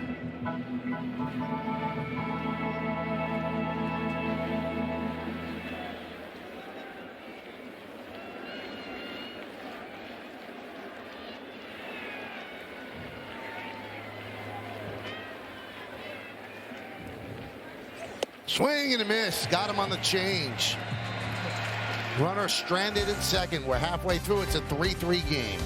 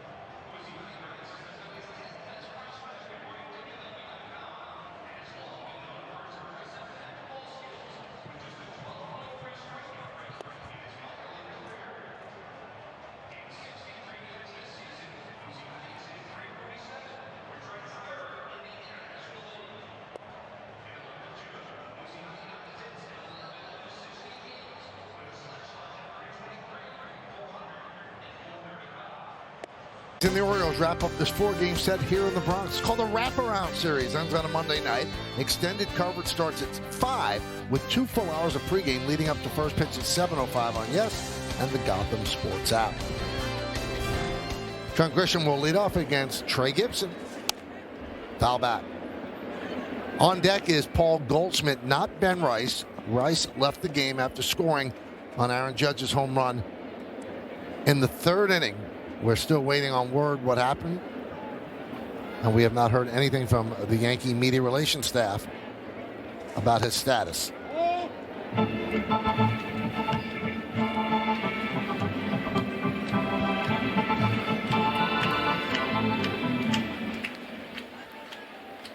We saw Wolfram yesterday and warming again today.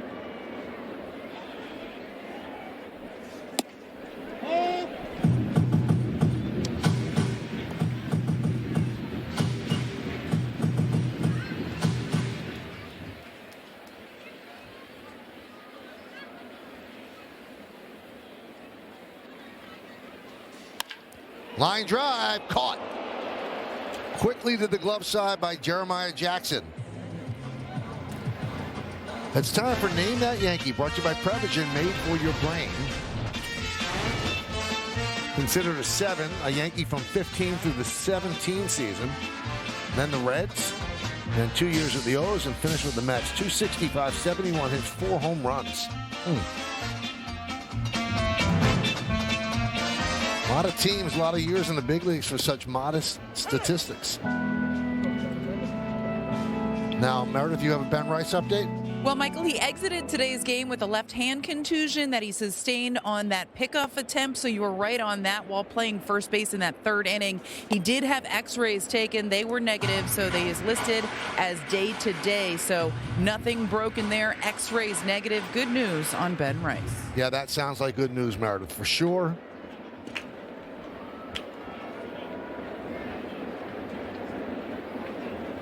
Goldschmidt hitting in his spot. And David, even if you're not a Yankee fan, and this is the play where he suffered the contusion, and we talked about how last year he felt, sometimes he was handcuffed by Max Fried. He couldn't read the move, and that time it hit him in the wrong part of the glove.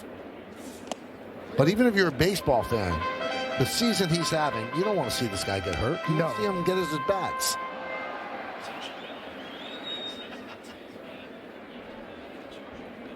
So you hope that the day-to-day is the accurate analysis, and that's exactly what it is.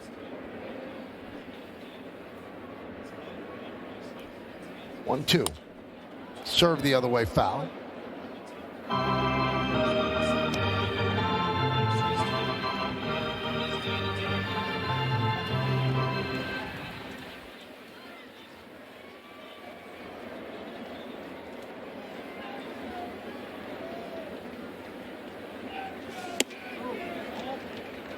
Two and two.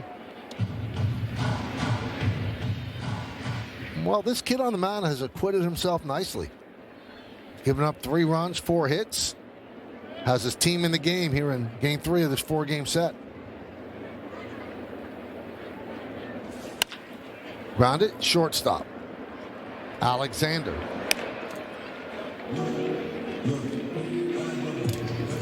Two away here in the 5th, and that'll bring up Judge.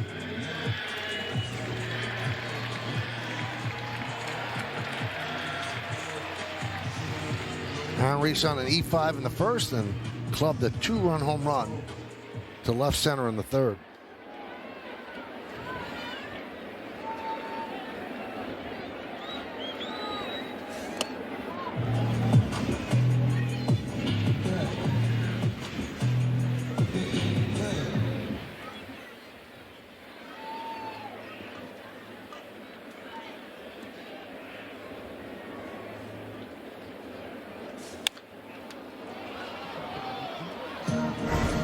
Take a look at that Judge home run and the exit velocity presented by Spectrum. 107.7, traveled 413 feet. Yeah, that one was up there a little bit.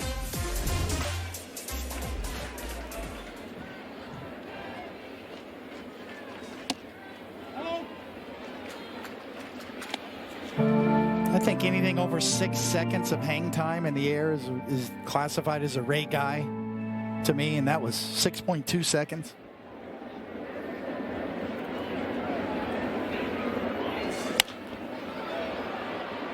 Two and two on Judge. It's the broadcaster's dream, right? You got plenty of time to load up for a see ya. You got, Clear your throat. yeah, you could just gear up.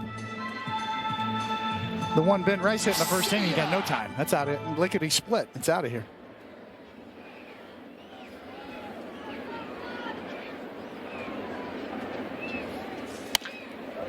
Grounded foul. See ya. Yeah.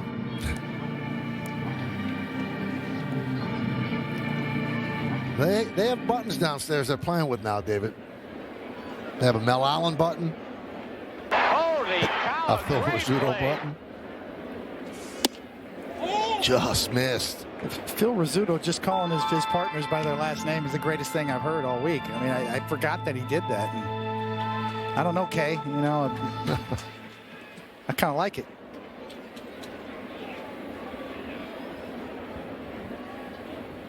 The payoff. crushed down the left field line. Foul. Holy cow, a great play.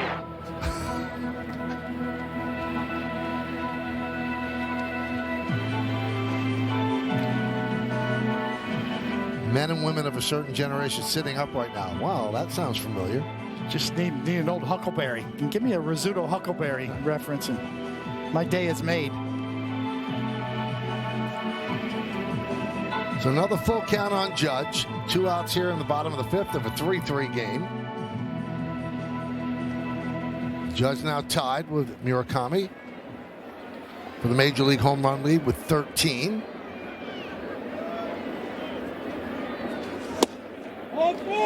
All four. Good take.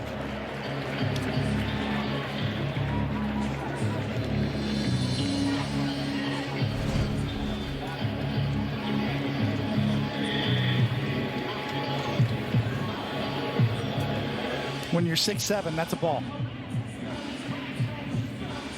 And Albernaz, the manager, going to come out and take the ball from Gibson. And finally, a smile out of the young man. Albernaz has said before the game, I want you to enjoy this. You worked your whole life to get here. Mom and Dad very proud. Why wouldn't they be? Their son just handled Broadway quite well, David.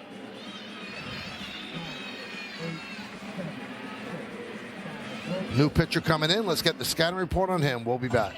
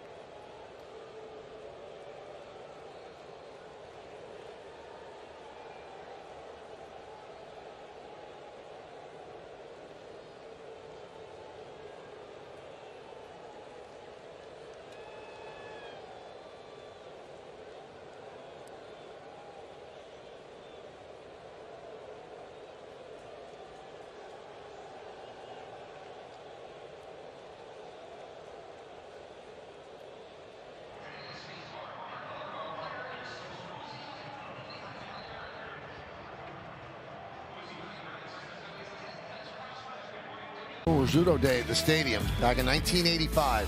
Holy cow, so they bring out a holy cow. And poor Phil gets knocked over. Great play. Great times. Here's Bellinger against Wolfram. Runner at first. Here in the 5th, 2 outs. Cracked. Right field. O'Neill back. Turning, looking, and it's off the wall. Bellinger's going for 2. The throw was cut off, allows him to go to second, and moving to third is Judge. Cutting off the throw allowed him to get to second with the double. Oh, another absolute rocket from Bellinger off the top of the wall. And the ricochet. And, I mean, it looks like he got a shot at second here. But the throw was losing gas. You could see O'Neill just kind of, he had a little humpback to it. When he threw it to the second baseman, it wouldn't have made it. That's an absolute frozen rope from Bellinger, and he's kind of watching a little bit. Now you got to go. For the call of no home run. Well, they're going to take a look to see if it did get out. The Yankees are allowed to ask for that, and the umpires are granting that review. Let's see. Nope. It did not get out. It wasn't touched by a fan. After review, the call is confirmed. It is not a home run. That's as high up on the wall as you could hit it without getting a home run.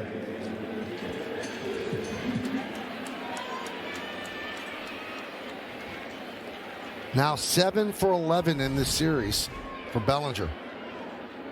See the ball right at the top of the wall, above the N in bank. Big spot here for Jazz Chisholm Jr. 0 for 1 with a walk. Second and third for the Yanks, 2 outs.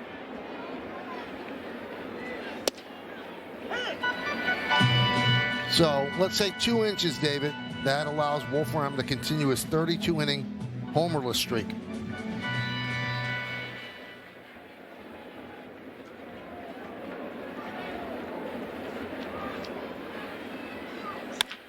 Ground ball.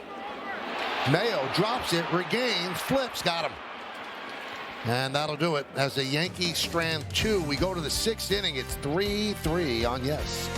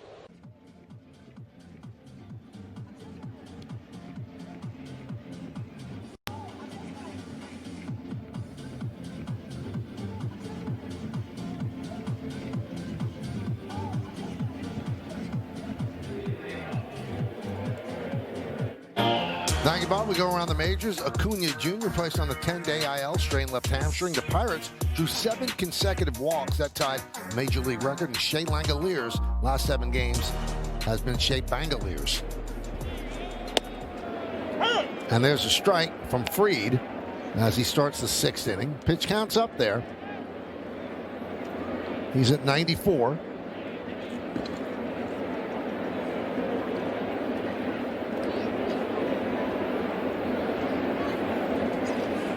And you can see at the end of the inning, I looked toward the Yankee dugout, and Fried sprinted to the mound as if, I hope people won't change their mind. I want to pitch this inning. Yeah, I agree. I think he and Aaron Boone had a little discussion after last inning, and Aaron Boone defers to him a lot. Grounded, third base. McMahon, the long throw, and it pulls Goldschmidt off the bag, and it gets by him and bounces off the wall, so it's a single, or maybe an E5. Should be an E5 as O'Neill reaches. And it is an E5. Yeah, it is. McMahon's got time. He just loses it arm side, and it's up the line, and no way Goldschmidt can get it. That's almost dangerous as you get into the line and the runner there. Now, we've commented about McMahon, what a great glove he's had. But we have seen him make some questionable throws all year that he's been saved on scoops out of the dirt and wide of the bag, and that's an easy out right there, and now you're making your pitcher work more.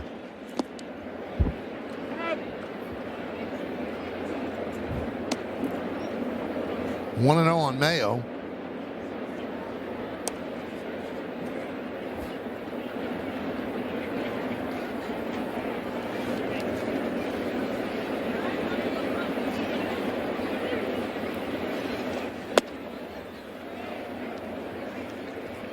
So McMahon has 4 errors this season. He had 10, only 10 all of last year. Fried's high pitch count on the year so far, 103.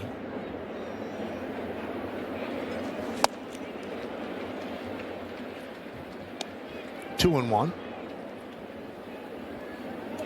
So you sort of, if you're Aaron Boone and Matt Blake, you want to honor the competitiveness of a Max Fried, your best starter right now. But at the same time, well, you're looking at the pitch count, you're looking at this inning unfold. You got to protect him a little bit too. What would you say, David? His sinker's been his best pitch today?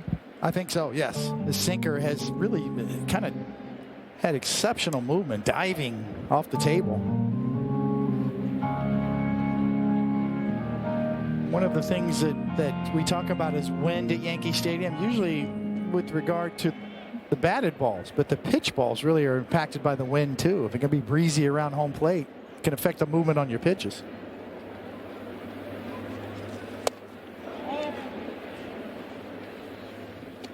So the count full. If you're throwing into the wind, your pitches will move like crazy.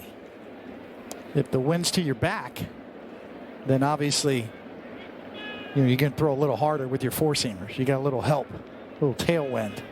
Throwing into a headwind, a completely different story. This could be two. They'll have to turn it quickly. There's one on to first. It's a double play. Well, Fried needed that to stay in the game.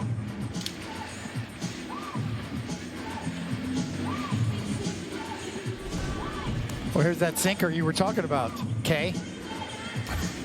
Gonna roll him up. Now that has been his best pitch. Baltimore is challenging both out calls at second base and first base. Well, they can overturn it at first, obviously. You can see the foot hitting the bag. They're going to challenge both. Second base as well. First base looks safe. He's out at second.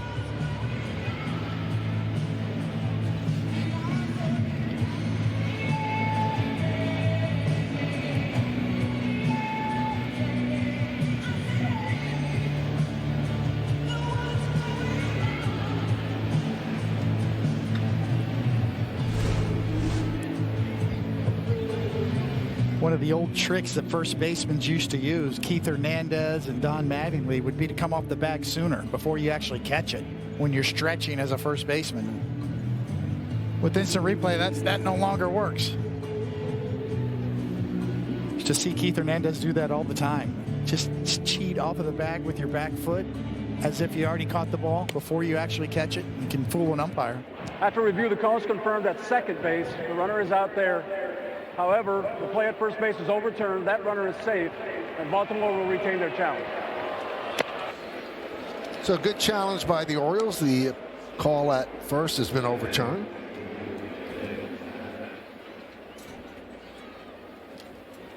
So 1 on, 1 out. Orioles trying to get 2 for the price of 1, but the out was clear at second base. Here's Leody Taveras.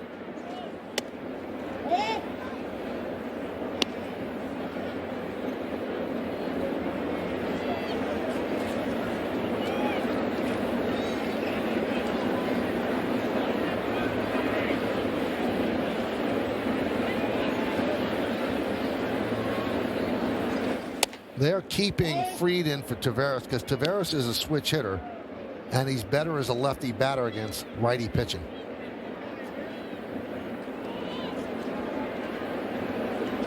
But, they're at an uncomfortable number already for his pitch count. Absolutely.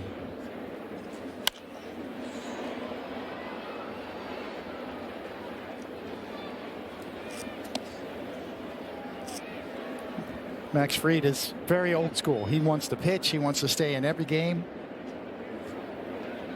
We might even see a Mussina Torrey-like situation here. He looks in the dugout and points at him. Stay back. Like Mussina.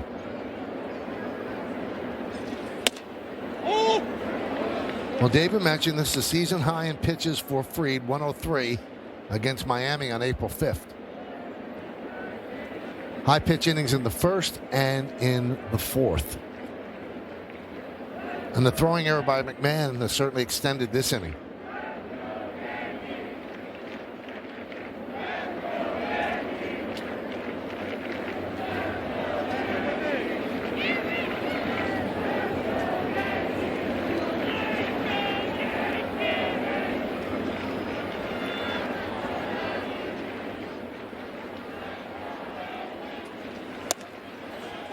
And there's ball 4. That's probably going to do it, you would think, for Fried. And here comes Boone.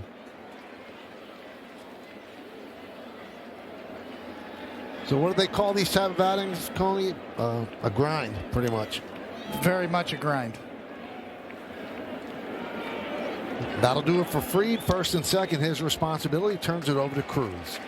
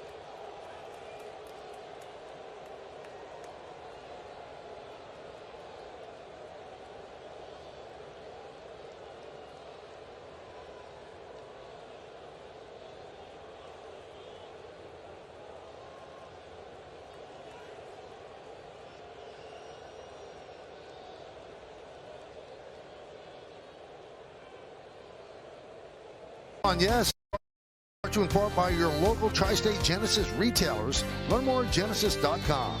By Optimum Fiber, famously fast fiber internet. And by Nissan, hop into a Nissan Rogue and hit the road to adventure. Games outside, game inside. As Fernando Cruz takes over from Max Fried. Runners on first and second, 1 out. And they will allow Jeremiah Jackson to hit. Wilson due up next, but Basayo is on deck to pinch hit.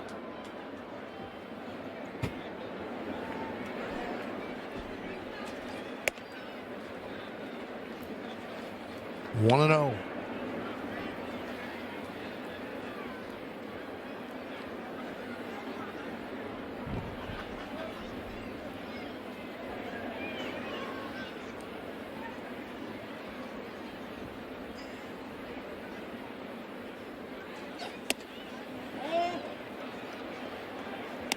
Two and 0 on Jackson. Jackson's 0 for 2, wrapped into a double play last time up, struck out in the second.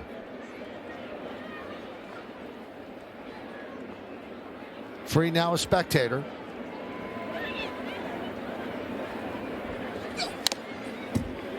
And that got a big piece of Austin Wells. Foul ball, 2-1. 2-0 heater right there. Good swing. Fouled straight back. Got him on the right shoulder.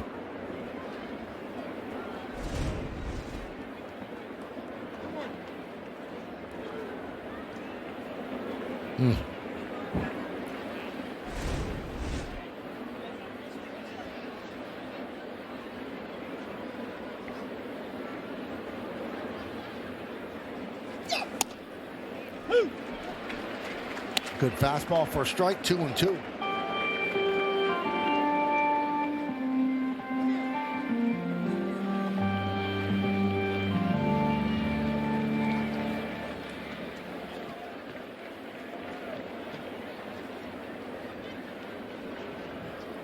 Good chance you're going to see that nasty forkball.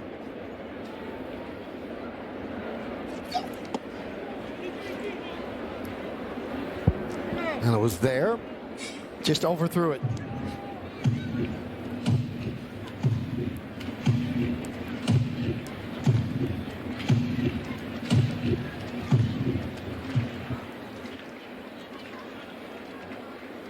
Good chance he comes right back with it again.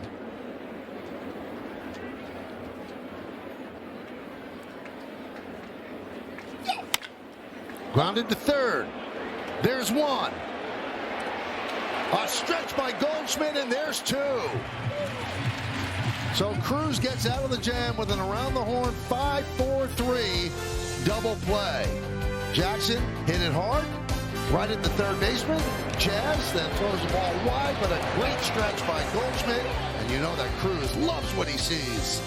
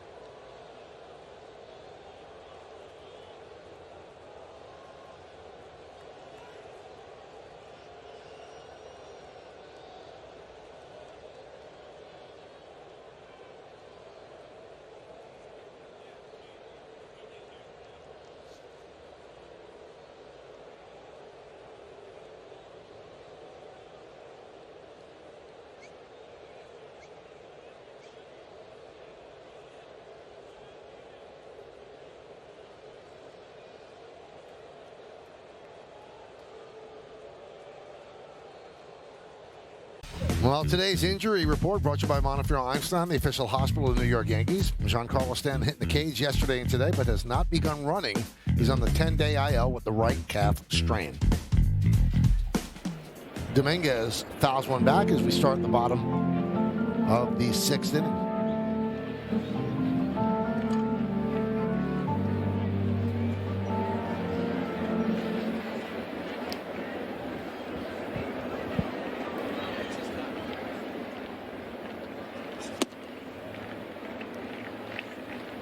Two on Dominguez.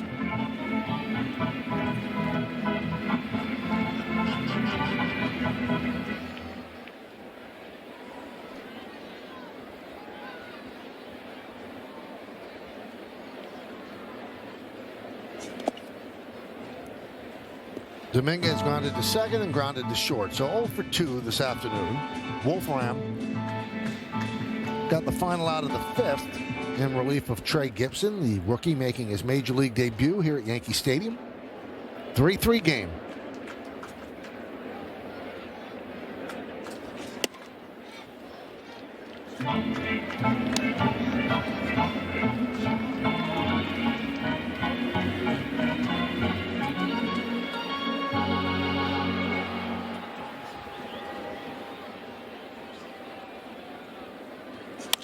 Hit sharply and passed the third baseman down the left field line. A bullet double off the bat of Jason Dominguez to start off the bottom of the sixth. So you are correct, Kay. That is a bullet. 107 miles an hour. Another good right-handed swing from Jason Dominguez.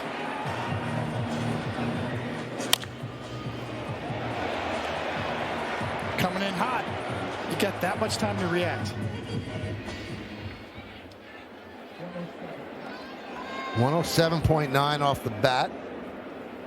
It was Austin Wells against the left-hander.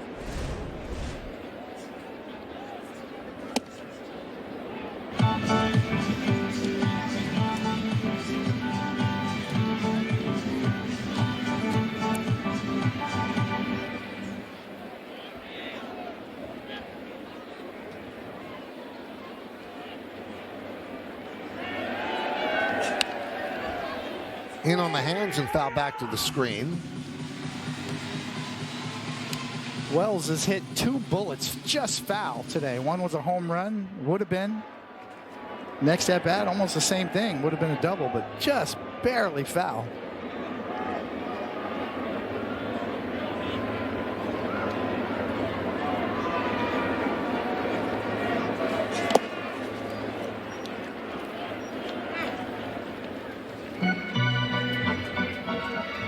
Has struck out twice today.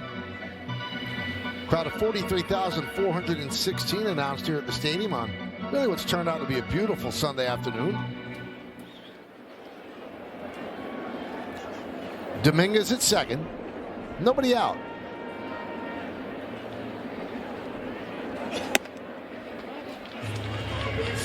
Two and two.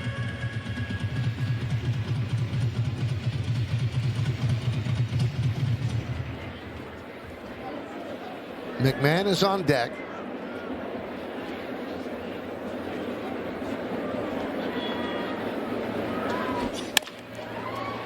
Well, that allows Dominguez to go to third as Alexander gets Wells for the first out.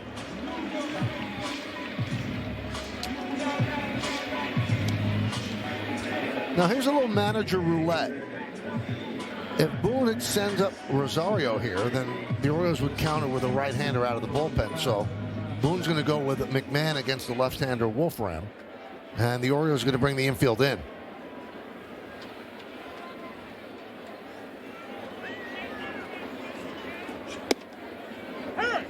McMahon hit a double to left in the second, then just missed one in the fourth inning. A high fly ball to right field. Just got under it.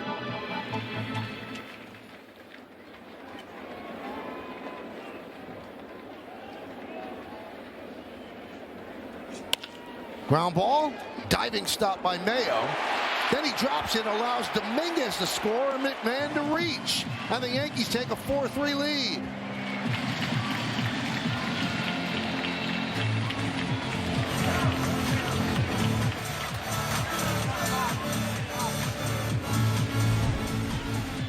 This is why you have the contact play on the third base. Dominguez is off the minute the contact is made. Once he dives, he really doesn't have a play. He's thinking about going home there. Dominguez running with a good jump. I don't think he really had a chance. Watch here. This is the contact play. You go. It's going to take a perfect throw to get him without a dive, much less with a dive. Well, the Yankees have the lead. That'll do it for Wolfram. They will call on Cano out of the bullpen.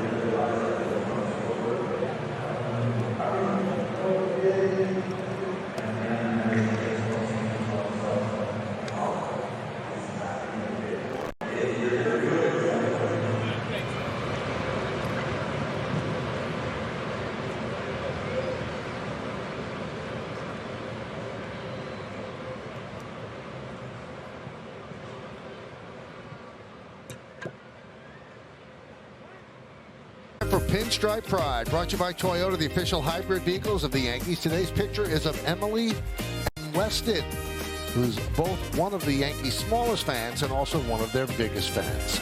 Use the hashtag Toyota Pinstripe Pride and mention yes in pictures you post to social media to reflect your love for the Bronx Bombers. We might spotlight you in a future game. Yennier Cano takes over. He will face Caballero. The previous ball was scored an infield single and an RBI.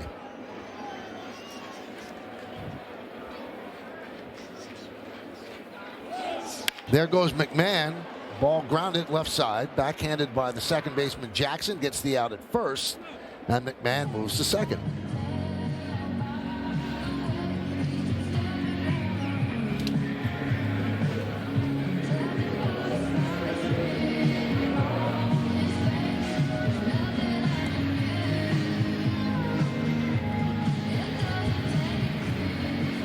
Another runner in scoring position for the Yankees. Here's Trent Grisham against Cano.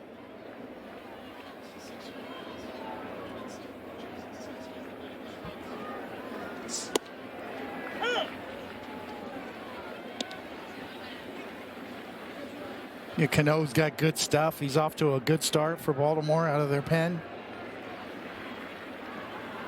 Bouncing back from a 5.12 ERA last year. Yes, a lot of movement on his pitches. You know the interesting thing, though, David? Even when he was dealing, like this is his 5th year in the big leagues, he does not pitch well against the Yankees. Those numbers show at 5.19 and 3.08 against the rest of baseball. He's got a new little wrinkle this year with that splitter that we just saw in the low 90s to go with that sinker and slider.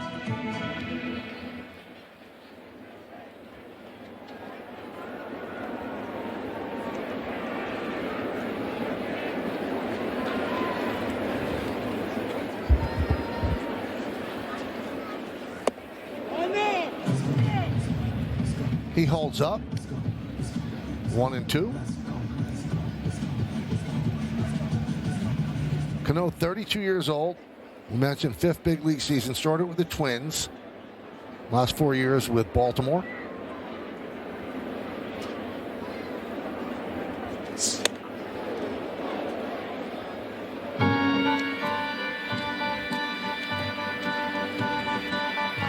Grisham 0 for 3. Hit a rocket his last time up, 111 miles an hour right at the second baseman. Good at bat as he's worked the count full. He does that a lot. It's one of the reasons they continue to pencil him in at leadoff. He's letting the guys behind him see a lot of pitches, and he does get on base with walks. His average certainly not where he wants it to be at 163.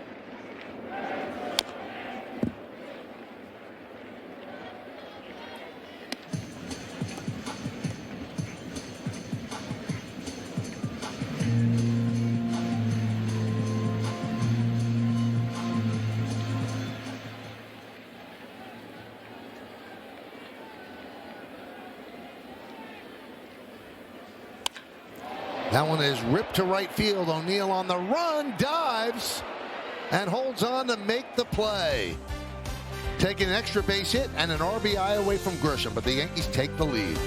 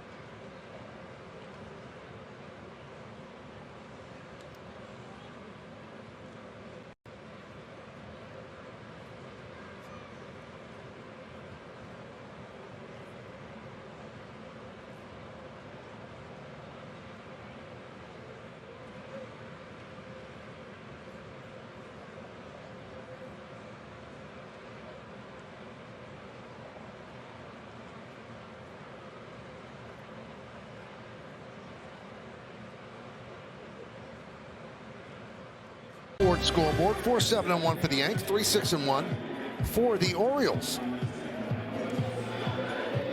So Cruz got out of the 6th inning. He's going to start the 7th for the Yankees, and he will have to face Basayo pinch hitting for Wilson.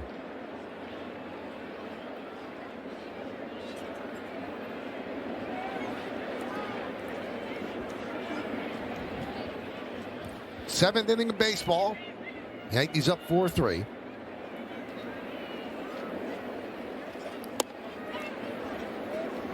One and 0.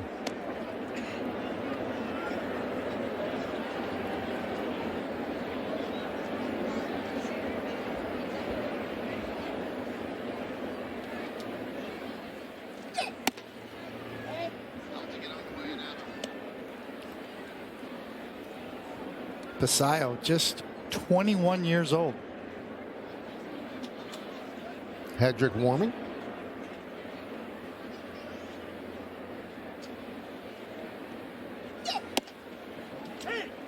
Check out the Yankee bullpen budget. Oh, there's a challenge first, so we're not checking Batter's out challenging anything. the call strike. Because first we have to check the challenge out. Call is overturned. There's the ball. Basayo with a good challenge. It was a ball. Now we check out the budget brought to you by Citizens. Make sense of your money with Citizens. So from that quick look, Doval and Bird probably out today. Everybody else, I think, is, well, they wouldn't go to Blackburn after 28 pitches, but everybody else in play. Oh, base hit. Nobody there as I had him played the pull. Big turn. And the throw comes into Caballero. So leadoff pinch hit single for Basayo. Well, Basayo's a natural hitter. Every level, and you can see him fight that pitch off up and in the other way. It's just good hands, good skills. He brings his hands in close, muscles that ball the other way. He's a good hitter.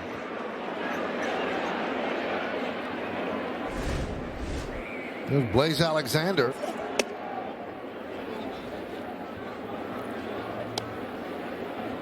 Now they could bring up Gunnar Henderson to pinch hit, but then Boone would counter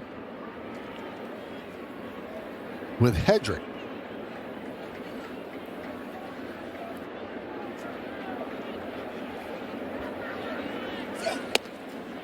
And a strike.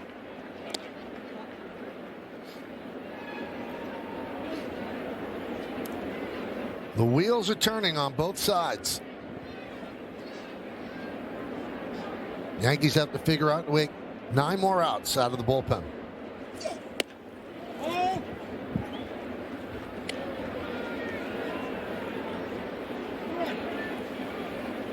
You could hear Cruz, max effort, grunting on every delivery. Just listen. Foul back.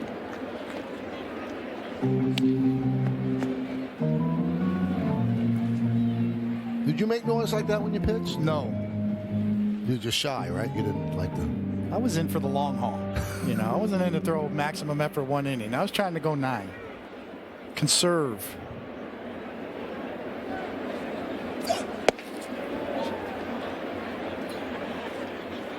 It really is a different job. I mean, it's pitching, but 2 different ways to go about it. Yeah, it's maximum effort from Fernando Cruz right now. Maximum effort, maximum emotion.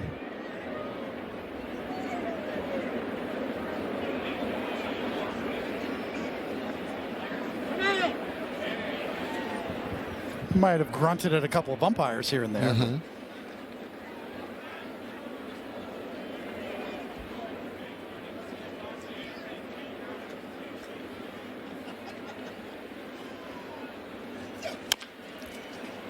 McMahon charges, takes the out at first as Basayo moves to second.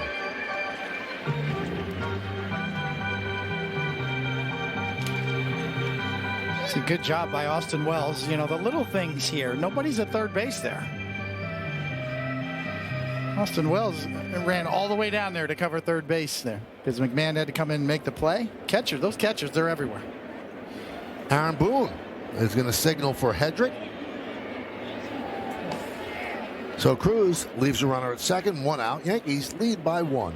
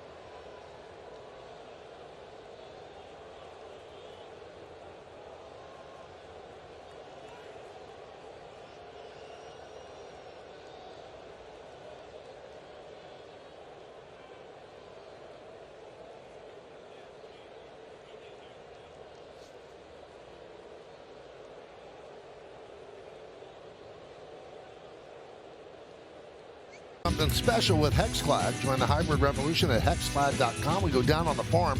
George Lombard Jr., 3 for 10 in 3 games since being promoted to AAA. Spencer Jones, 2 home runs today. His 37 ribbies this season leads AAA and leads all minor leagues. And then watch out for this guy. Not on the 40 yet. Giovanni Cruz, 4-0, 0.69 ERA in AAA. You could see him up here at some point. Got a power arm. That one is tapped right side. Hedrick goes after it, flips to Goldschmidt to get him. All right, Meredith, and you have an Anthony Volpe update. Well, Michael, he played for the Somerset Patriots today. He went 0 for 4 in that one. His rehab clock expires today, so the Yankees will have to make a decision. Aaron Boone was asked about that earlier today, and he said, look, Caballero's been playing the heck out of the position and playing really well overall, so that just complicates it. Deciding what's the role that exists right away for Volpe, that's what they're kicking around right now, and they're trying to decide exactly what makes the most sense both for the team and for Anthony Volpe. So that decision coming within the next 24 hours, Michael. Really interesting times as Rushman takes pitch outside.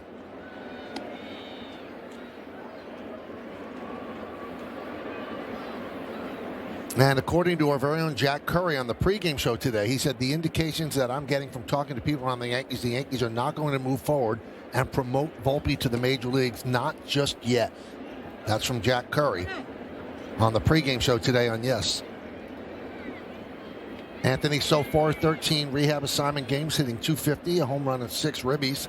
And before Friday's game, Boone said, no, he's ready. There's nothing injury-wise. He's ready right now. And that one's ripped foul. Basayo getting a big lead at third base, carrying the tying run.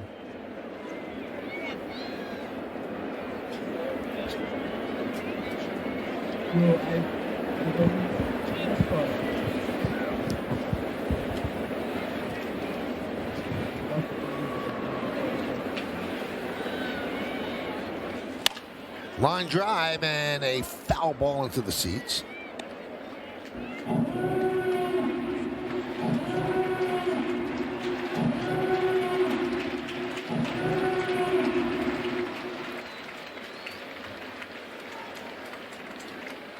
This is where Hedrick has gone to that split finger fastball. It's been so effective against right-handed batters.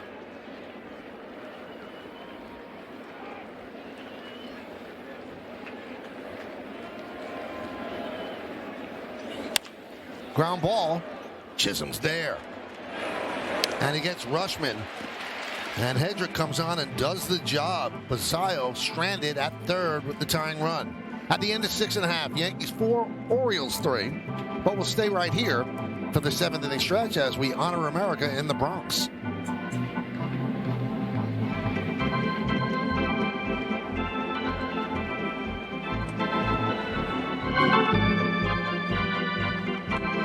Ladies and gentlemen, will you rise, remove your caps, and please direct your attention to the area behind home plate as the New York Yankees welcome an honored military guest, United States Army Specialist Carmine Lingua from Brooklyn, who served in Vietnam.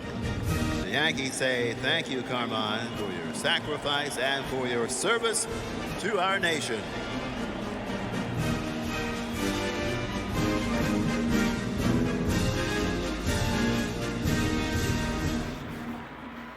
And now, ladies and gentlemen, please join us in singing along with Robert Merrill's rendition of God Bless America. God bless America, land that I love. Stand beside her and guide her. Throw the light with the light from above. From the mountains to the prairies, to the ocean, right before. God bless America, my home, sweet home. God bless America, my home, sweet home.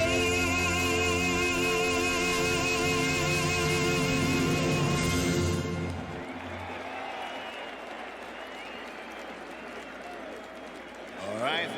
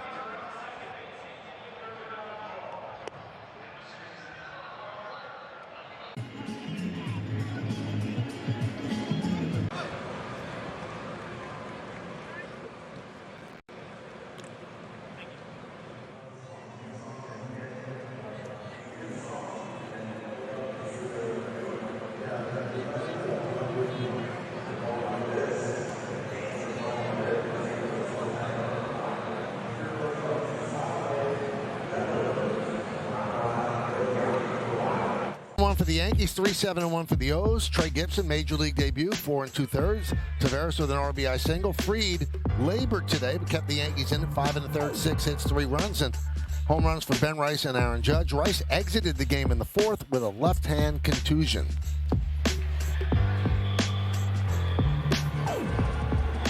Rico Garcia, who's been unbelievable. Hitters are 1 for 42 against Rico Garcia, so he'll come in for the O's. Pitch the bottom of the 7th.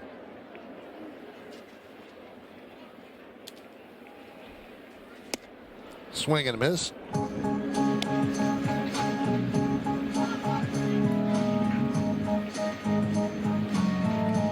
So Mayo moves over to third base.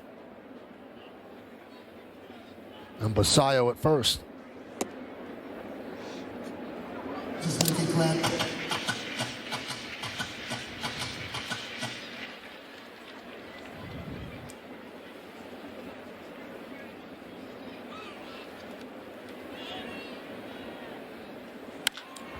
High drive, left center field. It's in the ballpark.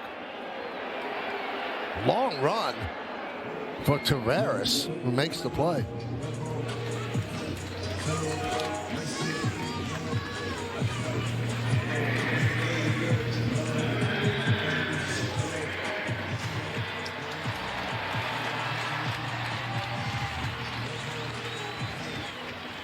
Here's Judge. Reached on an E5, 2-run home run and walked.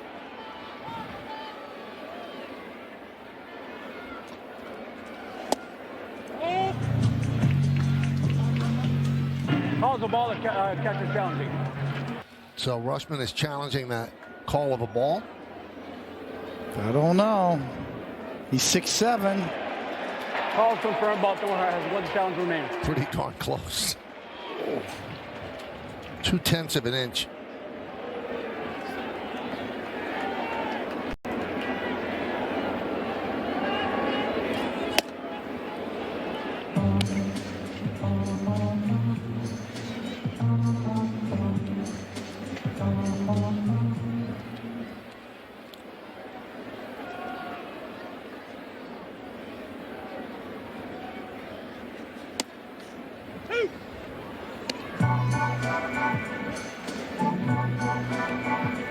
That is a tight little slider that he's featuring.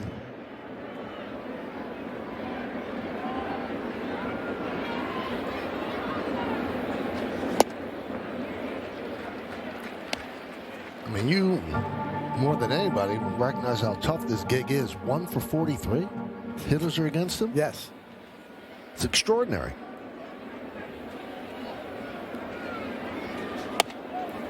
Strike 3. Judge down looking. Well, we saw a slider, and we saw a changeup, and now here's kind of a little variation, a curveball. Takes a little bit off of it, a little more depth to it. I'm not sure if that's in the zone or not. He gets the call.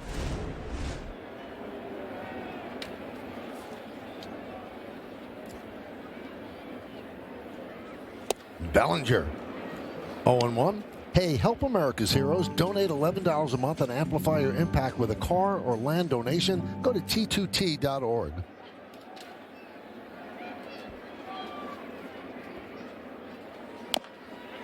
Down goes Bellinger. Foul ball off either his foot or lower leg, but he's back up quickly.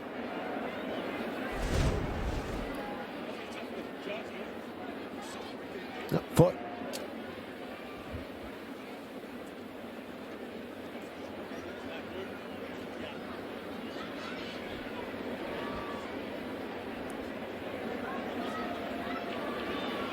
He's got the shin guard on there, on top of the foot and the shin.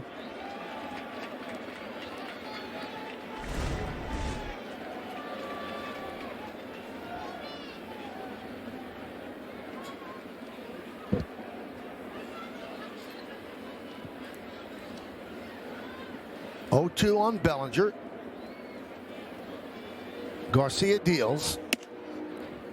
Garcia was picked up off waivers from the Mets last August. And since that time, he's pitching to a 1.93 ERA.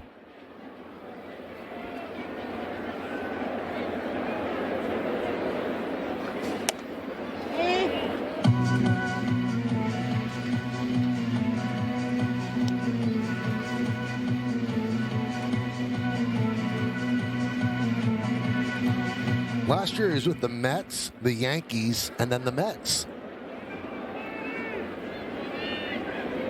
2-2. Fouled away. With the Yankees, he threw 2 2/3 innings, gave up 3 runs. And that was July 18th at Atlanta. 2-2. Fouled away.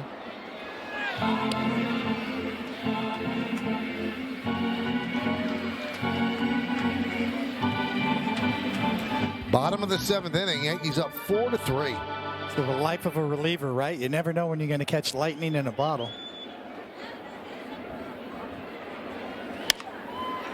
Quite an at-bat for Bellinger, making him work.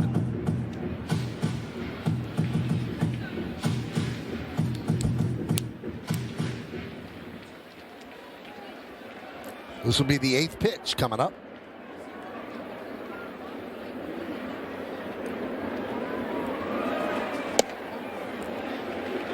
And now at least a 9-pitch at bat.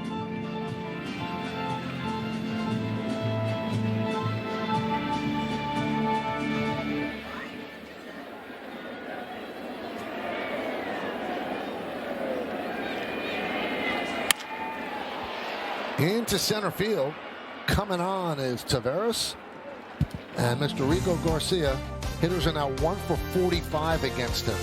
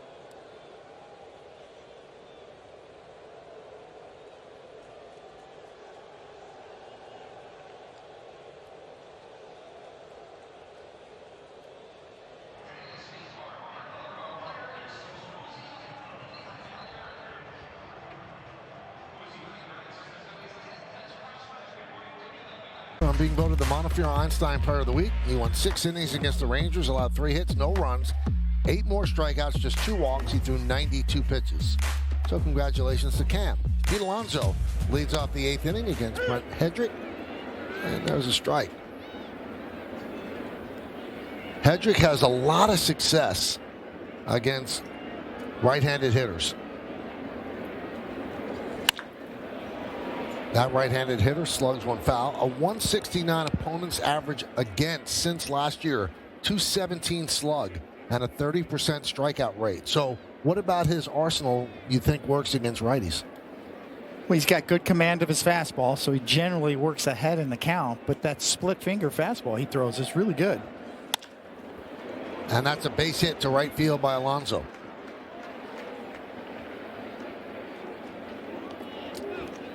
Alonso 2 for 4. And Pete's had a good weekend here back in New York. And when you're facing Pete Alonso, you want to see him take these kind of swings rather than the big power swings. You kind of beat him here. You can see he beat him, but he's so strong he fights that pitch off. When you're facing a power hitter, you're not so upset with that kind of swing, even though he got a hit. Slider is high. 1-0 on O'Neill.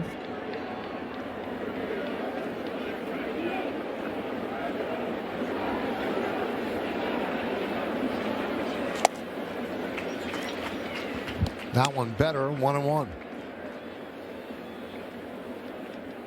It's one of those games where this is the part of the game, the middle of the lineup. This is the high leverage spot that Hedrick's in right now.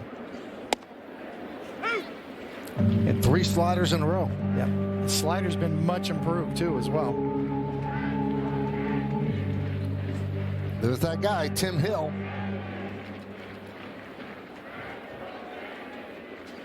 Swing and a miss. Went to the splitter. And O'Neill down on strikes. You know, Hedrick's become a real 3-pitch guy. You know, the fastball, the slider, and then this splitter to put him away.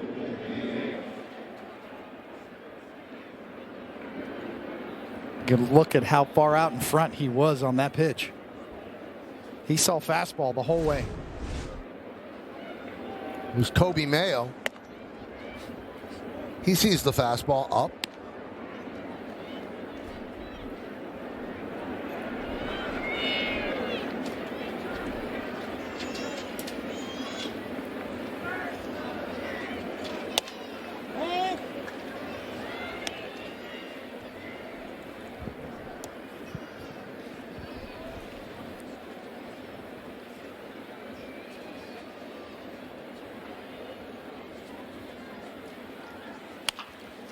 Can they turn two? There's one. There's two. 6-4-3 double play. Another good job by Brent Hedrick. We go to the bottom of the 8th. Yankees up by 1.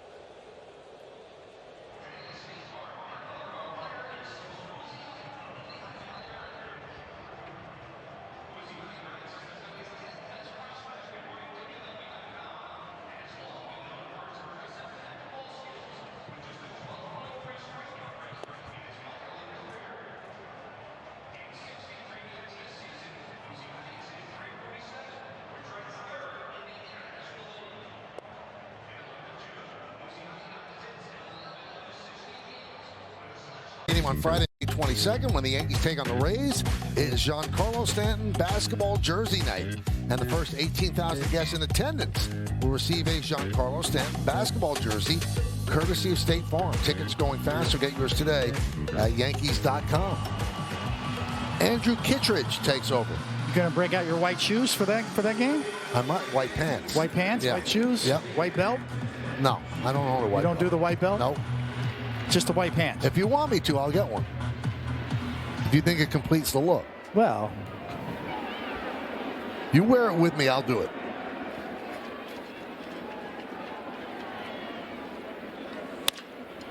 Jazz Chisholm gets one through the right side of the infield. A leadoff single here in the 8th.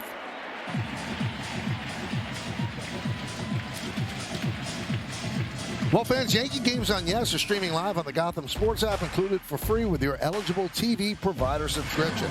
Sign into the Gotham Sports app now and check out all the great Yankees content, including game highlights, post-game sound, and Jack Curry's News and Views podcasts.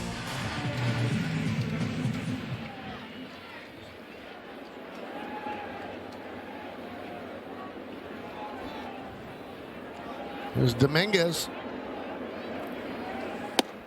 Very quietly, Dominguez got a big hit against the left-hander, a double right down the line, third baseline, and the 6th came around to score a run, which is the difference in the game. Bednar is getting ready, try to close it out in the 9th.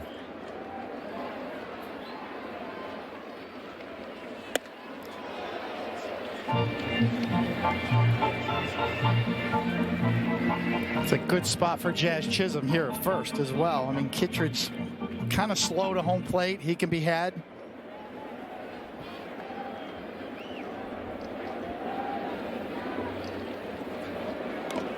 You can see he was leaning there.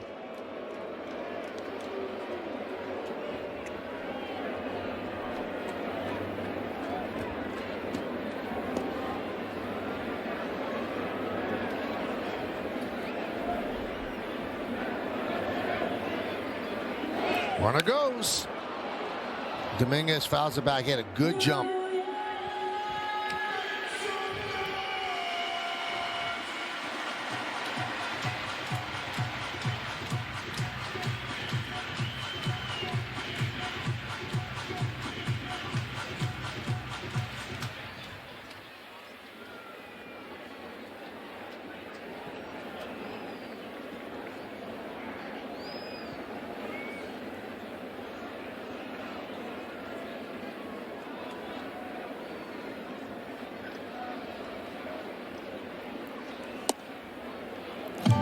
So Kittredge returned to the Orioles last Friday after missing the first few weeks with a shoulder inflammation. And he's had 3 scoreless outings out of the gate. Since 2021, he has a 2.66 ERA. High fly ball, right field. O'Neill back on the track at the wall. See ya! A 2-run home run for Dominguez. He reaches the seats, and the Yankees now lead by 3.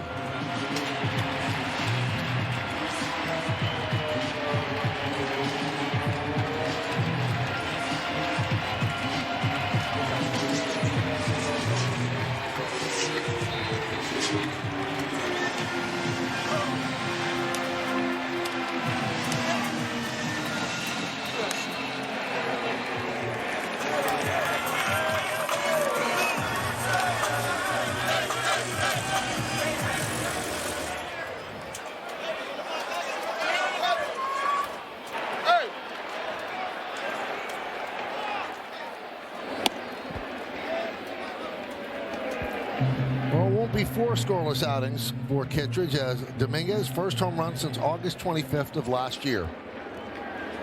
A big blow. Ground ball and through for a base hit for Wells.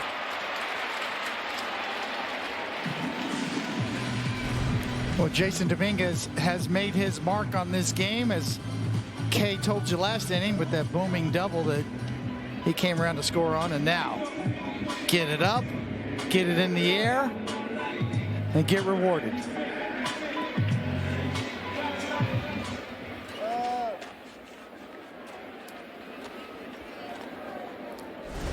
Here's McMahon. Base hit right field. So McMahon with 3 hits this afternoon, and Wells moves to second.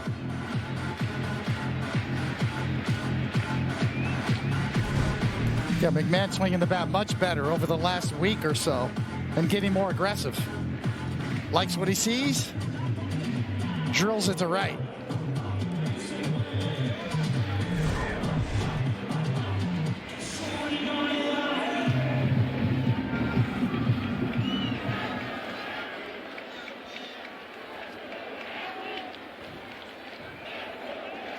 Here's Caballero. And a bunt. Should not have fielded it. It would have gone foul, so the bases are loaded. Mayo came in, tried to field it. The ball was going foul. I love this part of Caballero's game. He's got the speed, and Kay, you are right. Mayo made a mistake right there. That's going foul. Caballero running, probably wouldn't have got him anyway. He's gone.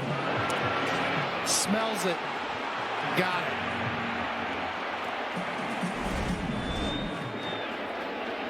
And it scored a hit. Infield in for Grisham.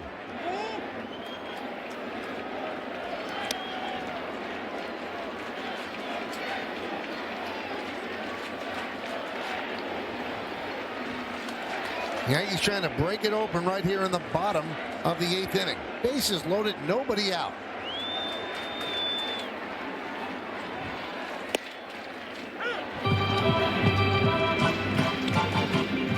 Well, the Yankees have tacked on runs on Friday and Saturday, so we asked the question, could Bednar pitch no matter what, because he's had 4 days off? With closers, it seems like feast or famine. Served into left center field. The catch is made by Ward. Tagging and scoring is Wells. And the Yankees are up 7-3. Sac fly for Grisham. Well, fans, after the final, I'll get highlights, analysis, clubhouse interviews, and we'll hear from Aaron Boone on the Manager's Report. That's all coming up on the W.B. Mason Yankees postgame.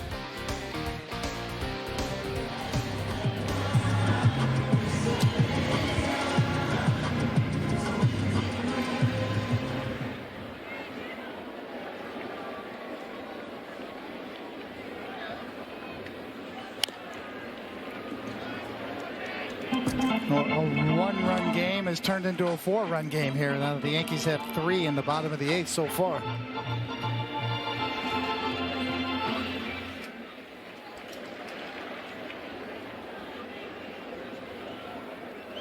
Runners go.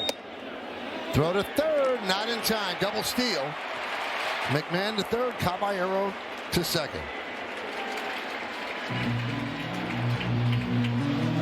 Yankees taking advantage. If you're going to give it, we're going to take it. Not even taking a peek. McMahon off to the races. Easily in there. Caballero follows suit. And the infield comes in.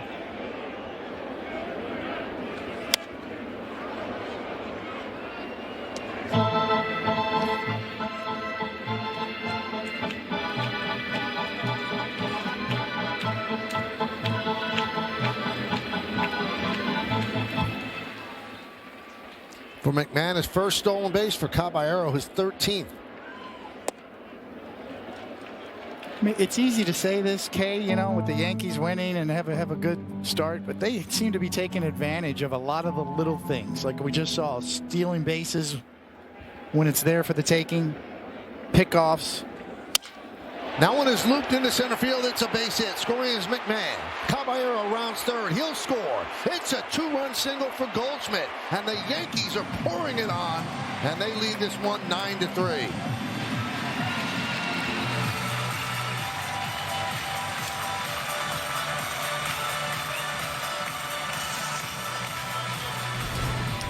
Just call making it hurt. Double steal. Sets up 2 RBIs. Let's go ahead and go take him.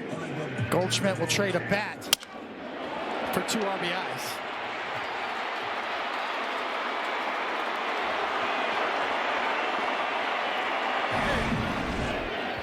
Five runs for the Yankees here in the 8th. Here's Judge.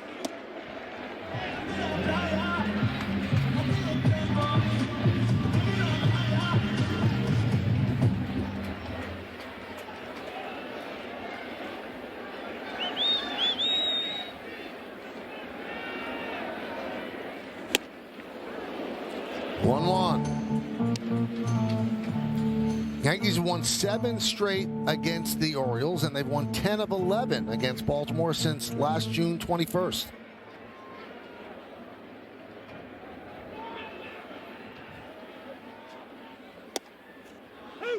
One and two. You're going to come here tomorrow night and play another one? I think so. A little wraparound. A little wraparound, Yeah. Monday nighter, 4-game set? Okay. You had that flight all planned today, didn't you? Got to stay one more day, David. Cracked to left field. It's a base hit for Judge. Goldschmidt will go to second.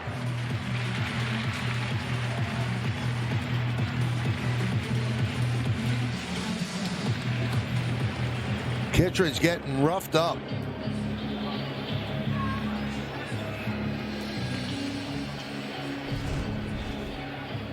Super Shot's going to show you a barrel. Baseball meet barrel. 111 miles an hour almost, just shy. And Albernaz takes out Kittredge.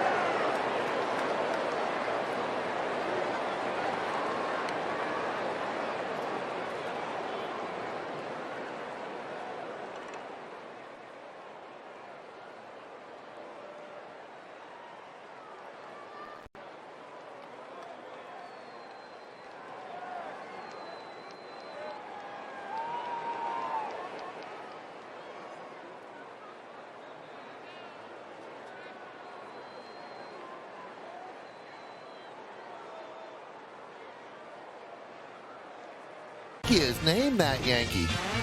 Here are the numbers. You have any idea, David? I do. I cheated and I looked it up. Okay. So I'm not going to say. Mason Williams. No check. What was that? Was that a 7 or an 8? That's up there. I want to meet the person. I want to meet the person who got Mason Williams. Major League debut, hit a home run.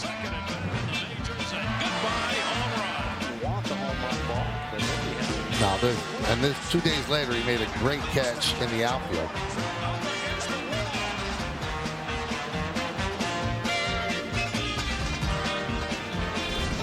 Wow. Dietrich ends. Throws a strike to Bellinger. 4th round pick by the Yankees, 2010, 2-run home run, Major League debut. And the great nephew of Walt No Neck Williams. Love Walt.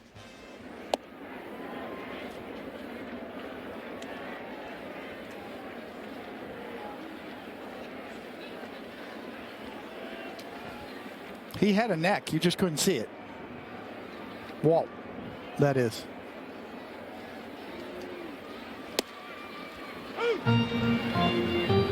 Mason had a very normal neck. He did. There's no neck there, David. He's got it. No, I'm no, there's no neck neck there. It's in his name. It's no neck.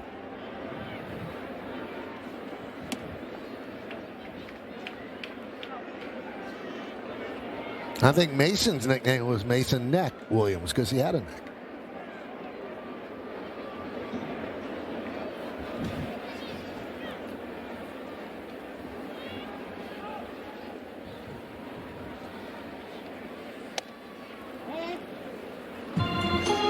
Count 3-2.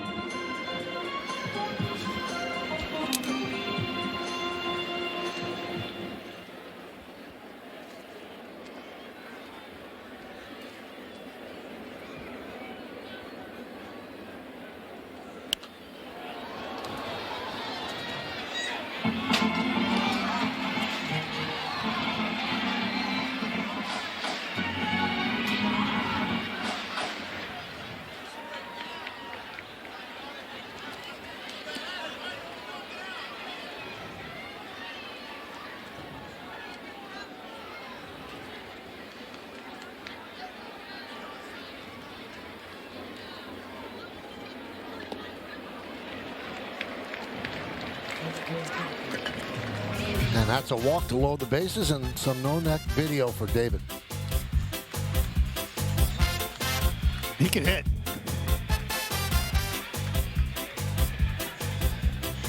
And he could run.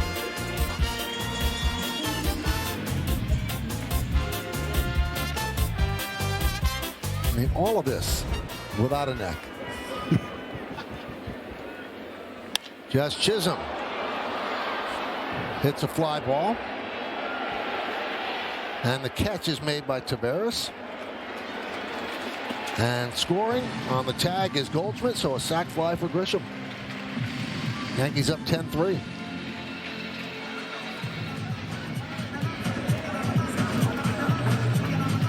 Six runs for the Yankees in the bottom of the 8th here so far.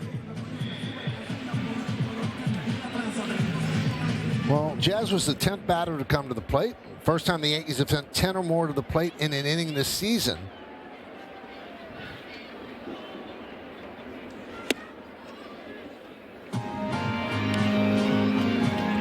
They've had 6 innings where they've sent 9 to the plate, but this is really batting around by definition.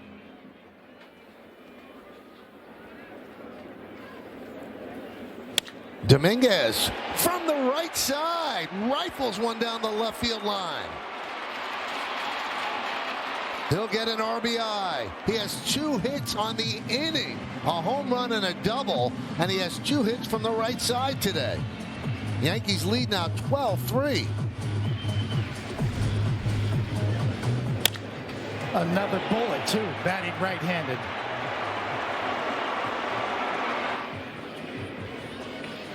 A big day for Jason Dominguez, and yes, he can run. That's why they called him the Martian when they first signed him. He was a 5-tool player with speed and power and a switch hitter.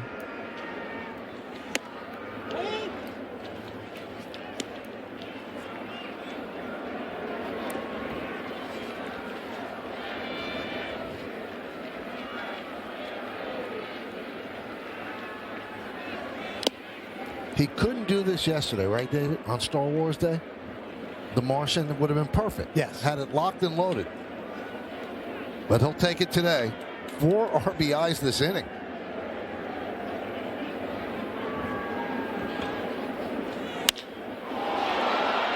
Wells with a deep fly to center. Late jump for Taveras, but he makes up the ground to put it away.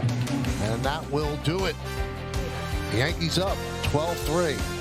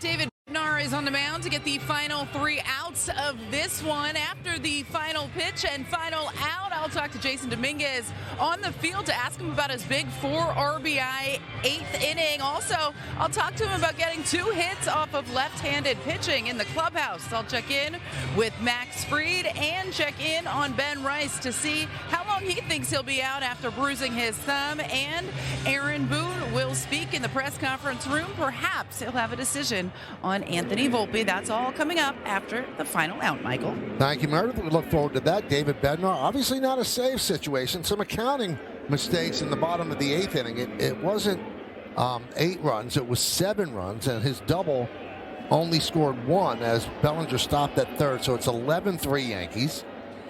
And Dominguez had 3 RBIs in that inning. So some accounting mistakes there. But they're up by 8 nonetheless.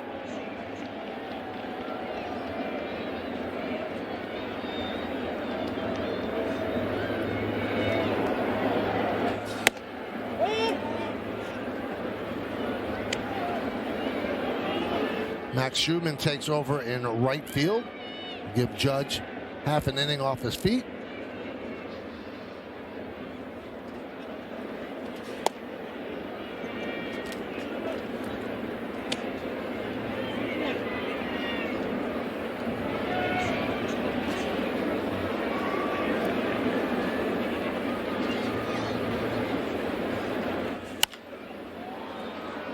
Popped up on the left side. McMahon makes the play, 1 down. This copyrighted telecast presented by authority of the New York Yankees. It may not be reproduced or retransmitted in any form, and the accounts and descriptions of this game may not be disseminated without the express written consent of the New York Yankees.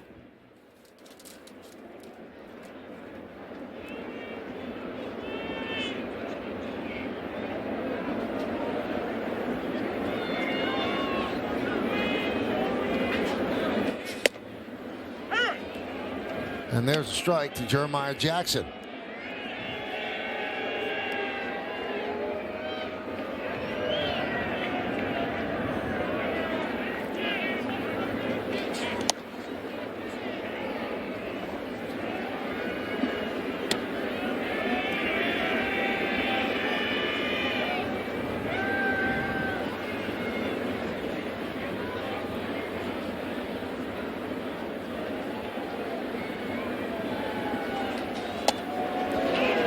One and 2.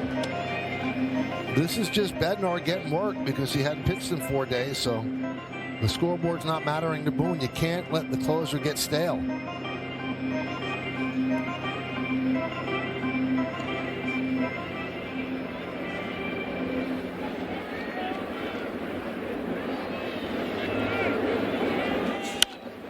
Fouled away.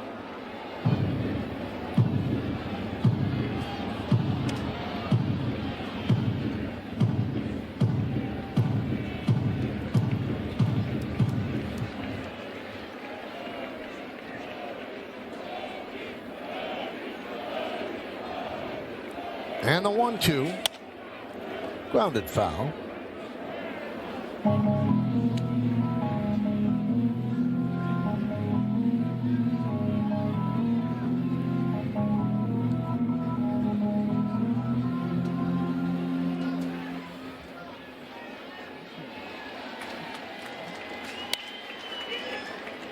Shallow center field. And he could not see it. Grisham lost that in the sun. And we've been seeing it give some of the fielders problems on both sides. And so we'll see how that scored. It's a hit for Jackson. He's got sunglasses and his glove and still can't negotiate the glare.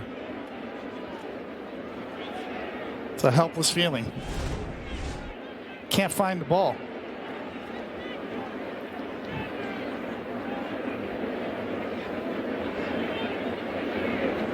So here's Basayo, pinch hit single in the 7th.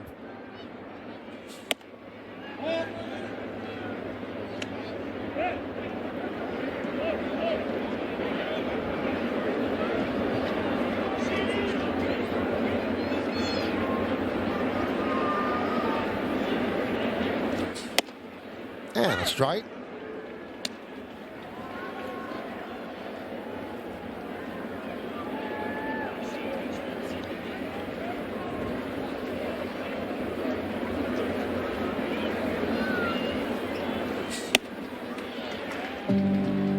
Bednar well rushed it, dialed it up to 97 there.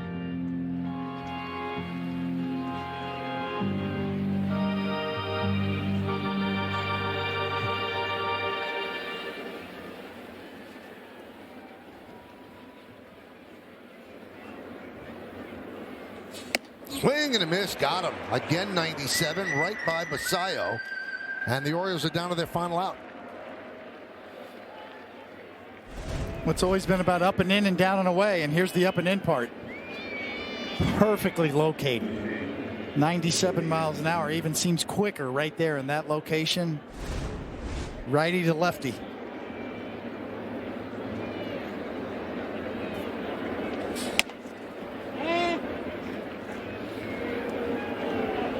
Calls the ball, the catch is challenging. A challenge by Wells on the ball call. And he's right. Call is overturned. It is a strike. Like Wells shaking his head. I knew that the whole time. I had that by a fraction of an inch.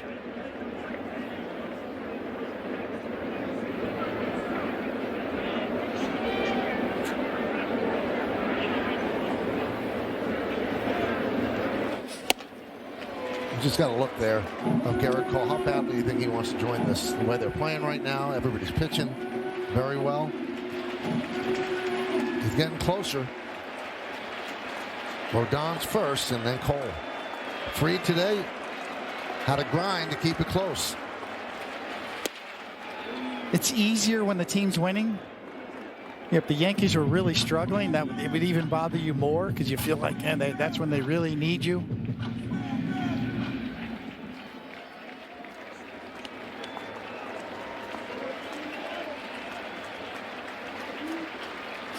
Swing and a miss, and that'll do it. As the Yankees win again, 11-3, their 23rd win. Season high 12 games over 500. The hitting was here. Although they didn't get a prime Max Fried performance, the bullpen did its job, and that guy showed up big. 2 doubles from the right-hand side and a home run as well. Yeah, Jason Dominguez ends up the hitting star. 3 for 5 day. Max Fried, professional effort, kept his team in the game, even though it wasn't his sharpest outing. He left with the score tied. The Yankees had a chance to win, and like with a lot of these games, their starters keep them in the game. Now the Yankees offense is starting to broaden out and get support from all walks of the lineup. 10th Yankee win by 5 or more runs. That ties the Braves for the most in Major League Baseball. The Yankees doing it in a big way. They